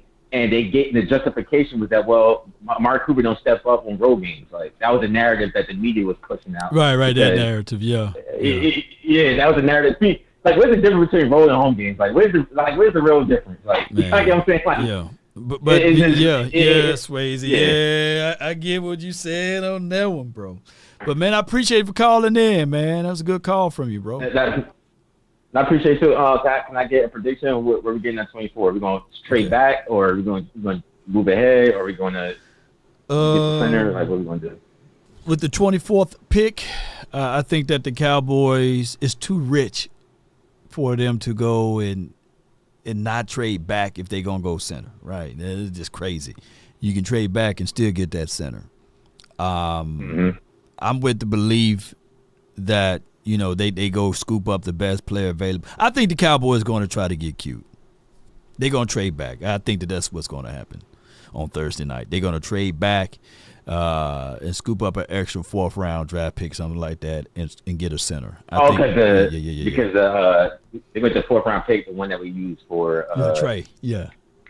Trey Lance. All right, so they're gonna say, we didn't. Look at us, like we didn't really spend the fourth round. They're gonna twist it that way. They got to at this point. I don't think that they would go into this year without the fourth round draft pick. You know.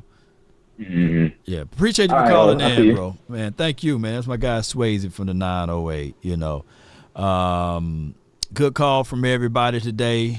Marvelous attendance, man. I appreciate y'all so much for y'all love and adulations. Did I get everybody super chat? I don't think anyone super chatted, but I would say this. There was one question about someone put in that, you know, obviously Trey Lance is the cheaper quarterback. I get that. He's cheap until now, right? Because next season you still gonna have to pay him his money, right? And it's gonna be anywhere between $25 to maybe $28 million. That will be more money than what we ever spent in the last, I would say, 10, 15 years on an APY range of any free agent that came here, right? So we will be looking into that. I think that, and this is my final say on Dak Prescott heading into this season, if everything is for what it is now, knowing that we're going to get better by a small degree, even from this draft, I'm looking at him, and I'm not saying this because I'm a Dak fan or anything, but this is just me logically speaking to you guys. He's going to have either the same season he had last year or better. I don't foresee him falling off the map. Now, granted, if he do, then the Jones family will be the only one secretly clapping for this to happen. And I'm not saying that that's what they want ultimately. But from a contractual financial situation, they would want to warrant that, because think about it. If he goes into this season and have back-to-back All-Pros, where you think that price going to go? And how far do you plan that CeeDee Lamb is going to fall off? How far do you plan to, even to a degree, Brandon Cooks is not going to be somewhat more comfortable within the confines of this system? Yes, we're missing Tony Pollard. Yes, there's nobody named Tony Pollard on his team. But what's that girl from Texas? Said I could find one of you in a minute, irreplaceable. What's her name? Beyonce. Beyonce and them said they could find another one of you. They could find another Tony Pollard.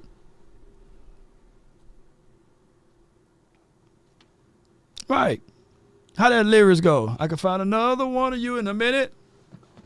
I don't listen to Beyonce like that, but y'all know what she talked about. So there's many, like, for example, in the chat, out of these running backs that's in this draft, who's equivalent to a Tony Pollard? And I know we ain't crying the river over missing Tyler Biggadish. And I'm just being real with y'all, man. I get it, man. Y'all say, hey, man, this season finna be doom and gloom. So the biggest miss, I can tell you, Tyron Smith. But from what I heard for the last 6 or 7 years, get rid of him. Get rid of him. Get rid of him. He's always hurt guy. So now you can't complain about that. He's gone. The dude from Michigan is better, right? Swayze, yeah. We're drafting a better running back in this draft anyways. Right, Kevin? Yeah. So this offense is going to be better. Washington, Eagles, and Giants, they may be better. They may be getting better in a situation from acquisitions and through draft, whoever they may draft. But it's not going to be a situation where they are light years ahead of the Cowboys. I don't foresee us going up against a team as well put together as that, what was it, 2022's Eagles team. People fail to realize that 2022's Eagles team had everybody. They still got a lot of good guys now. I'm not praising the 2022's Eagles team. But I don't foresee us having less weapons than what we had in 2022.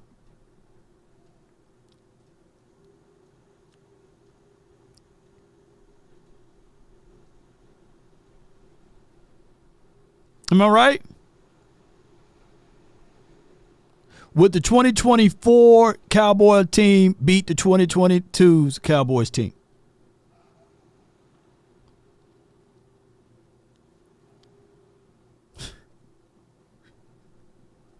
I can see right now Noah Brown. The ball hits his head, it goes out. Oh my gosh, man. Yeah. Mike Jr. said, I said the exact. Look, Mike, me and Mike on the same page, bro.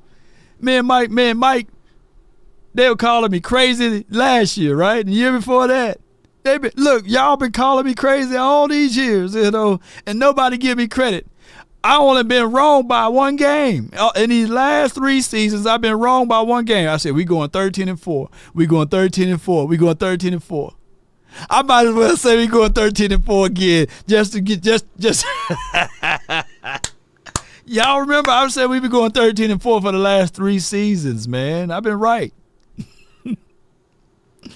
Yeah, I've been right. Let me know if I'm wrong. I've been saying 13-4. I've been off one game, but every time I do the prediction layer situation, people get mad at me. Yeah, they're like, "Law, you crazy, man." Dak Delusional fan with more excuses says, Awesome Richards or Tyler Smith. Tyler Smith, of course, he's good. Tyler Smith is good. Mike Jr. says, Awesome Richards is worthy replacement of Smith. Didn't know he was an all-pro. If Tyler moves to tackle, who's all-pro guard, they would replace him with who, basically. And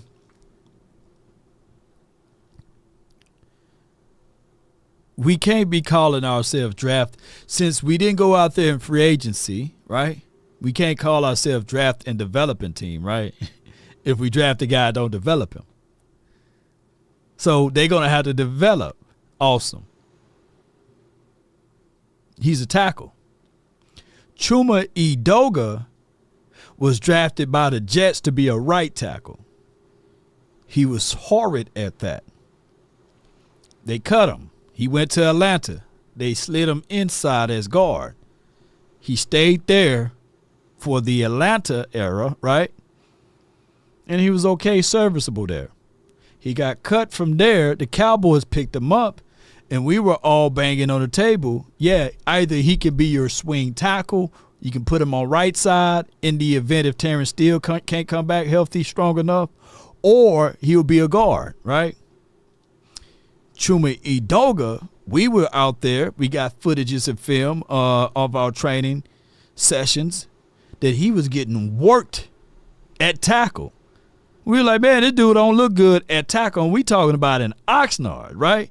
Tangible eyes where we can't even lie to y'all to Luke Kane, right? We can't lie to kick it. There's film out there that we were saying, dog, Sam Williams coming, Parsons coming. And then people were saying, hey, Sam and Parsons, they would do that to anybody, right? But it was Chuma Edoga they were doing that to. But when Chuma kicked back inside his guard, everybody was like, hey, Chuma's looking good in guard. We just keep him at guard. Then preseason came around. These fools put him back at tackle. And we was like, hey, all right, so what's the deal with Chuma? We talking about our backup resources, not our main pieces. And then lo and behold, Tyron Smith get hurt. They put Chuma at tackle, and he was getting worked. My thing is, there's not bad tape on Awesome Richards. I get it. You want to protect your youth. You don't want to spoil your youth. But they should have just at least ripped the Band-Aid off. I don't think that he would have did a terrible job like Chuma. And if he did, at least he's going to be here for a long stay. So you'll know what you got.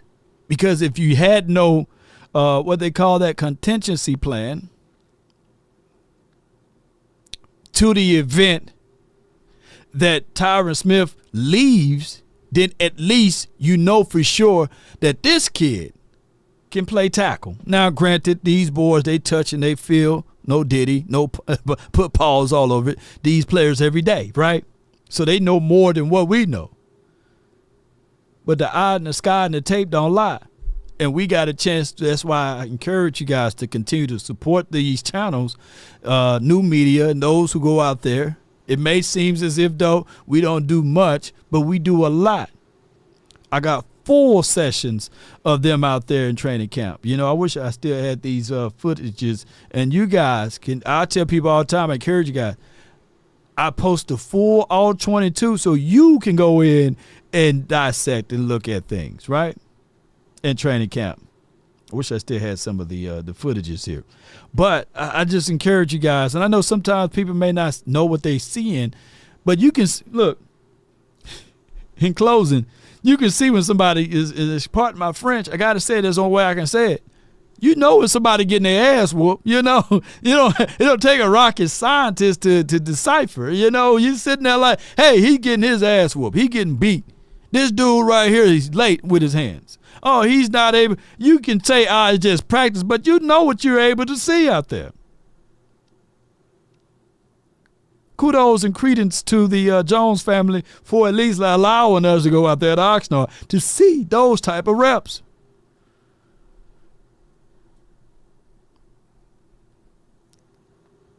But one thing I would say this, though. You don't know what you see if you don't get a chance to see it.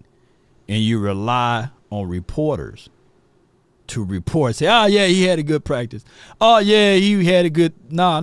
Don't do that. Come on over here. Come on over here. Grab you some Kool-Aid or grab you some coffee or whatever beverage of choice and watch some film with us.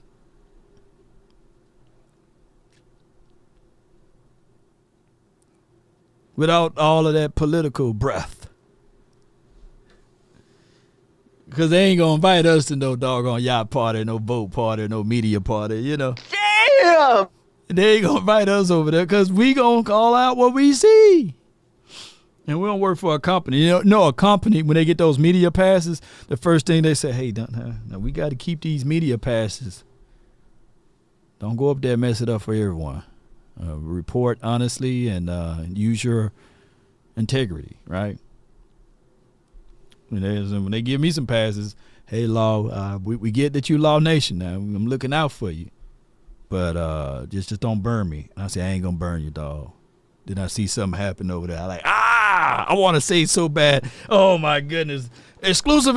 Law Nation is found, But I ain't going to burn those people, man. That's why they always look out for me. And you know what I'm saying? They look out for me, and that's what they do.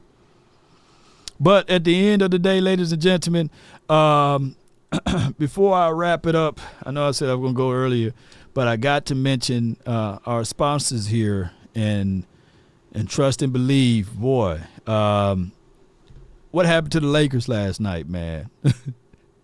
What happened to them Lakers last night, man? Can somebody tell me what happened, man? Can somebody help a brother out? HBO me, man. What happened to them Lakers, man? What happened, man? Shout out to Prize Picks, man. Who know more than I do on that one, man? What happened, man? What happened to the Lakers, man? Well, I thought LeBron James was him, man. What happened, man? What happened, Kelvin? What happened, man? What happened to them dang old Lakers, man?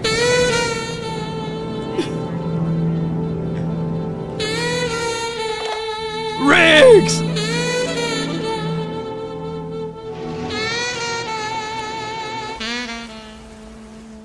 All right, let's look into this, man. Kyrie, man. I might switch sides, man. I never switched sides in my life. I might switch over to be a Mavericks fan now, man. Yes, indeed. I said, la.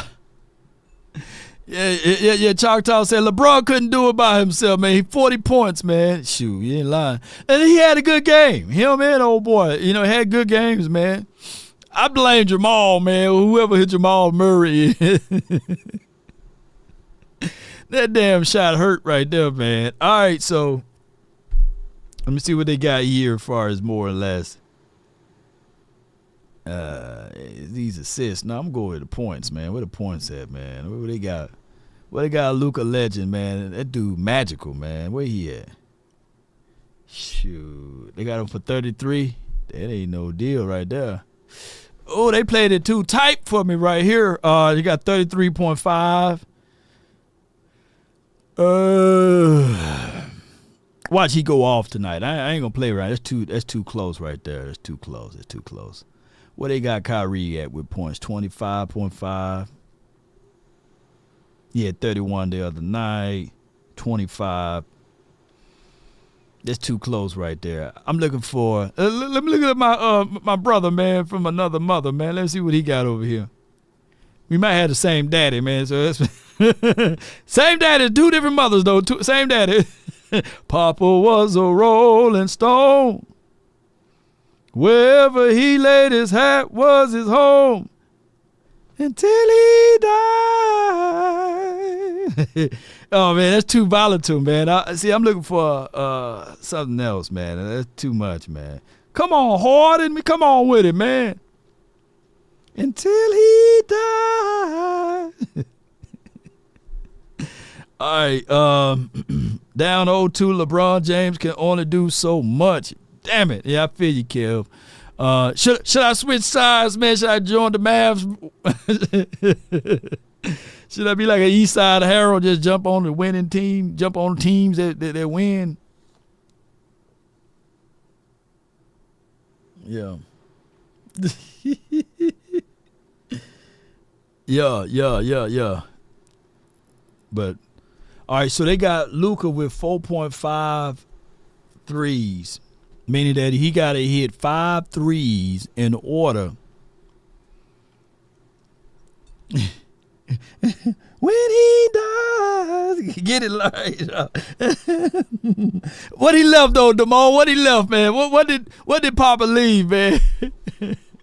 What did Papa leave, Damon? What he left? We're gonna do some charade and all type of karaoke quizzes over here now, since no season is going on. Math look like trash right now. I feel you.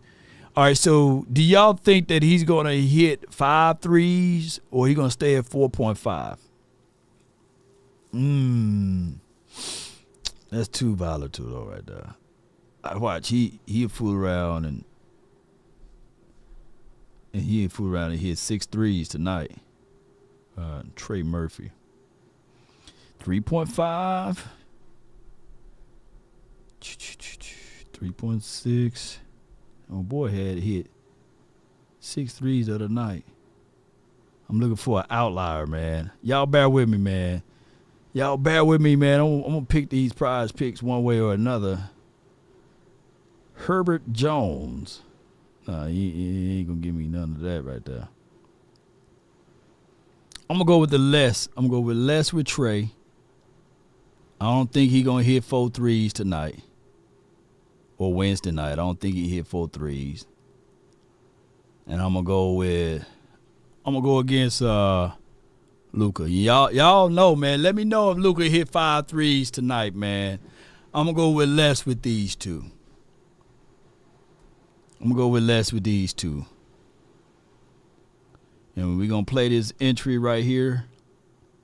We're gonna put in 50. We're gonna put in 50. Somebody say, go Denver. F Denver, man. Yeah, let's go with 50 right here, man. We're going to put 50 on this thing right here.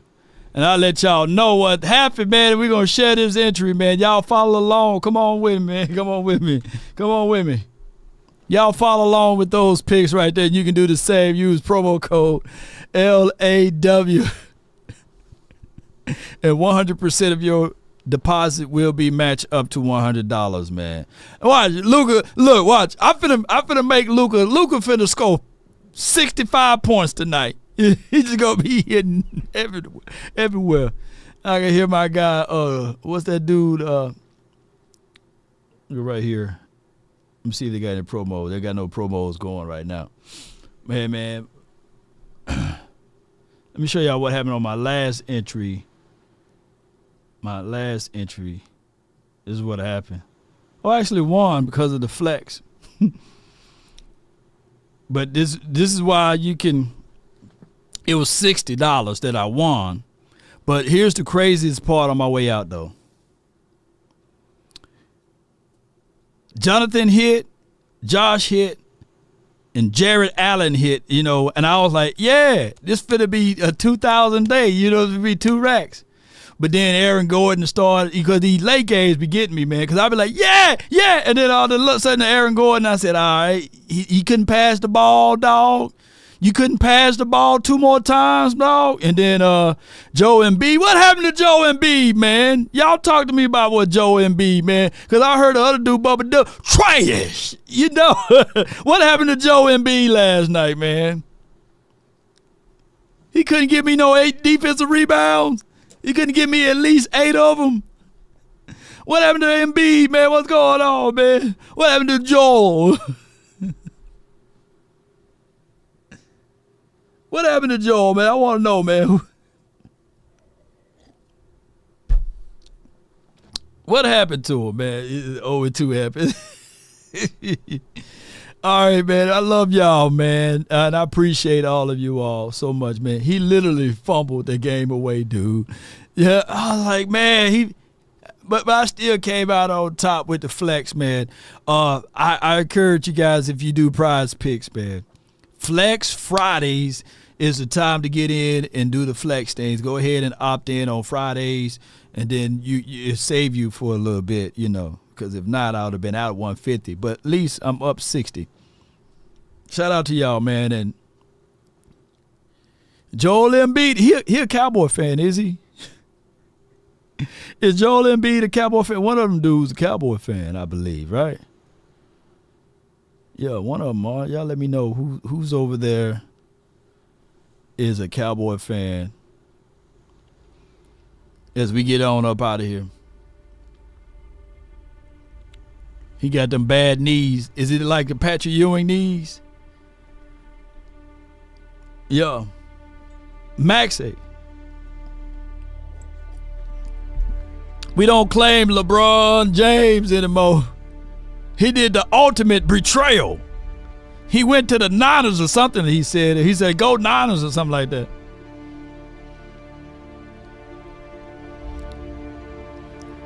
But we 10 toes down with our Cowboys, man. And even when you're down, you can still win 60 with Prize Picks. Be sure to download Prize Picks. Use promo code LAW. Check us out at Shakerton's for a great time, not a good time. And when you're out there, be sure to hop on the mic with us, man. Spit some of your football knowledge with us. And the great thing about draft parties at Shakerton's, you don't have to be just a Cowboy fan. All 32 teams get a chance to shake at it. Right? Mama said there'll be days just like this, right?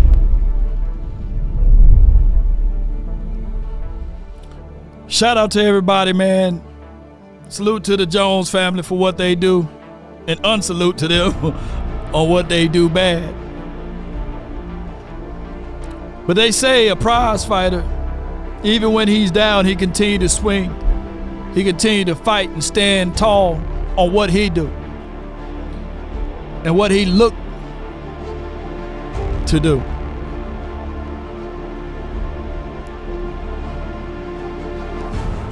But in closing, I always try to reach into the deep parts of my thoughts and the crevices of my mind to help someone out. Like Kevin says, Jones are bull sugar, sucrose. But how bad do you want to win? How far are you willing to go? How high are you willing to climb?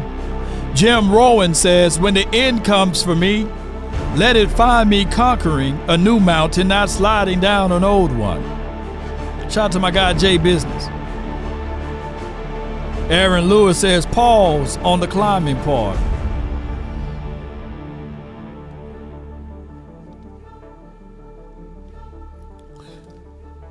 Gotta climb something, right?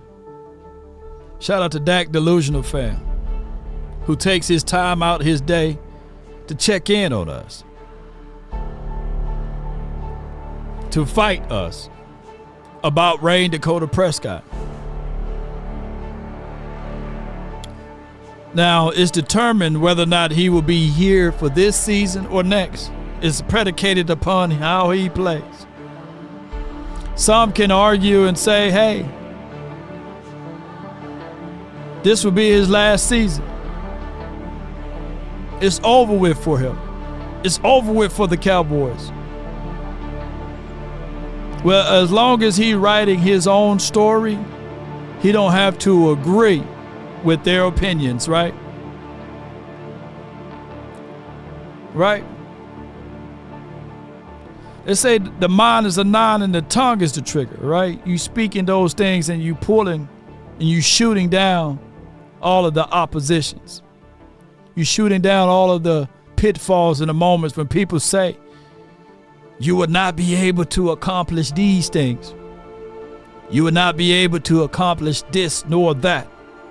But if you have a strong will and dedications of your mind, heart, soul, and sinew, and you have the mindset to say, one way or another, I'm going to make things happen. I'm going to get it up. So if you want a thing bad enough to go out there and fight for it, to work day and night to give up your time, your peace, and your sleep, if all of your desires of it makes you quite mad, that you don't get tired and it makes you hold everything tawdry and cheap, if life itself seems empty and useless without it, and all that you scheme and dream is about it, if you will gladly go out there and sweat for it, fret for it, or plan to lose all terror of your mind, if you would simply, just simply, ladies and gentlemen, boys and girls around the globe, go after the thing you want with all of your capacity, strength, and sagacity, with faith, hope, and confidence, and stern pertinacity. If neither cold poverty or fame or fantasy or fame can turn you away from the thing you want, if dogged and grim and besieged and beset, with the help of Almighty Cowboy Nation, JC Network, I see you, baby. Aaron Lewis, Allen, David, appreciate y'all. K. O'Neal, we appreciate you. You will get it, Cowboy Nation. Let's go, baby. Let's get it. Come on, man. Where my horns at? Damn. There we go. Damn.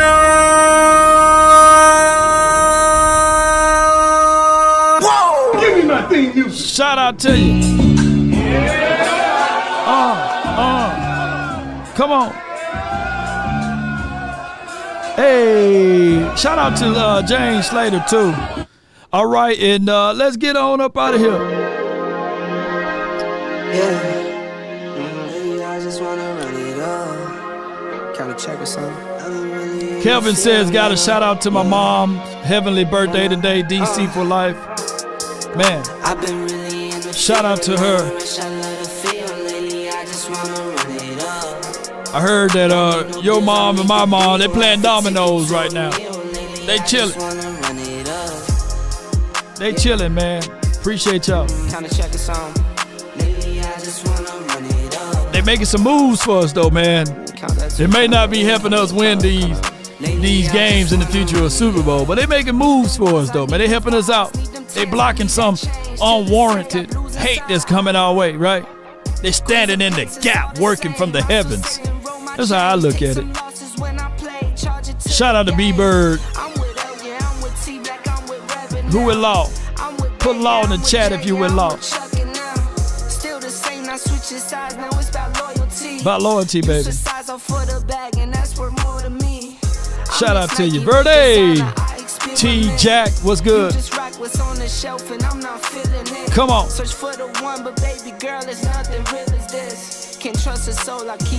Call it too legit.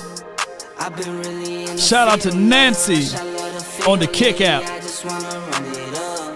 Kimberly Morris, appreciate you. Come on. Oh my goodness. Pinga. I didn't know we had one of them up in here. Y'all should have told me, boy. Montisha. Let's go Birds. E-L-G-S, E-L, Eagles.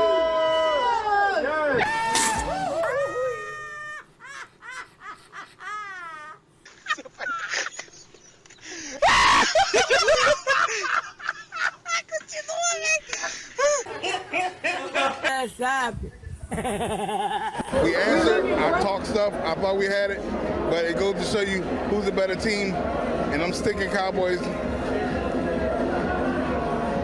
You're crying. I'm hurt.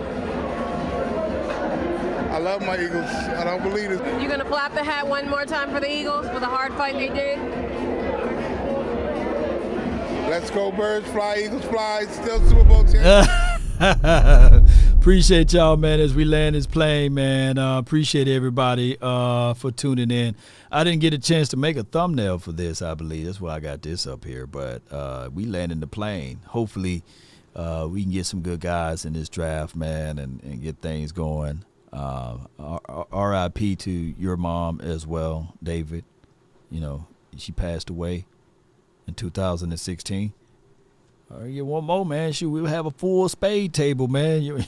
Shoot, who else, man, up there in the heavens watching, man? Hey, they got a full. They playing dominoes now. But look, we could put a 4-man spade table going. Yeah, that's how I kind of look at it. My mom used to play some good spades, though. She couldn't beat me, though. You know, she taught me, but she couldn't beat me. Me and the twin maker, boy, we hurt some feelings on that spade tables, man. We do. Come on, man. Have you ever noticed when you beat some old folks on spades, they always say, all right, let's go play some bid whiz or something. You're like, nah, we playing spade. Play some Jim Rummy. Take a drag of my cigarette. Read me out. Read you in. Yeah. Take a bite of my burger, babe. Save the last bite for you. For you. Ooh. Don't let the street lights eat you all alone. You know it's dangerous. Right. I was alone while I'm living. Don't let the street lights. We be slapping on spades now.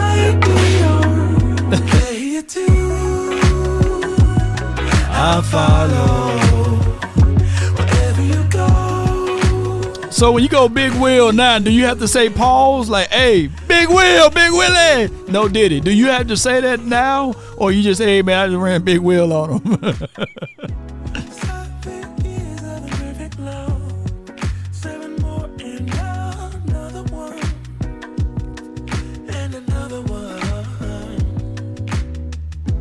Fighting you was the one I lost. 7 wonders all in one, all in one. Don't let the street. If you're watching this from the rewind, put rewind game in the chat. Rewind for your mind. You have an unnatural allegiance to losers. It's not like you. Could I be on play too? I'll follow wherever you go, whatever you do.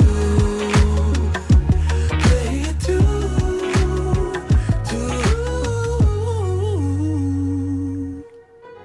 If a paper crane can fly, then forever doesn't feel that far.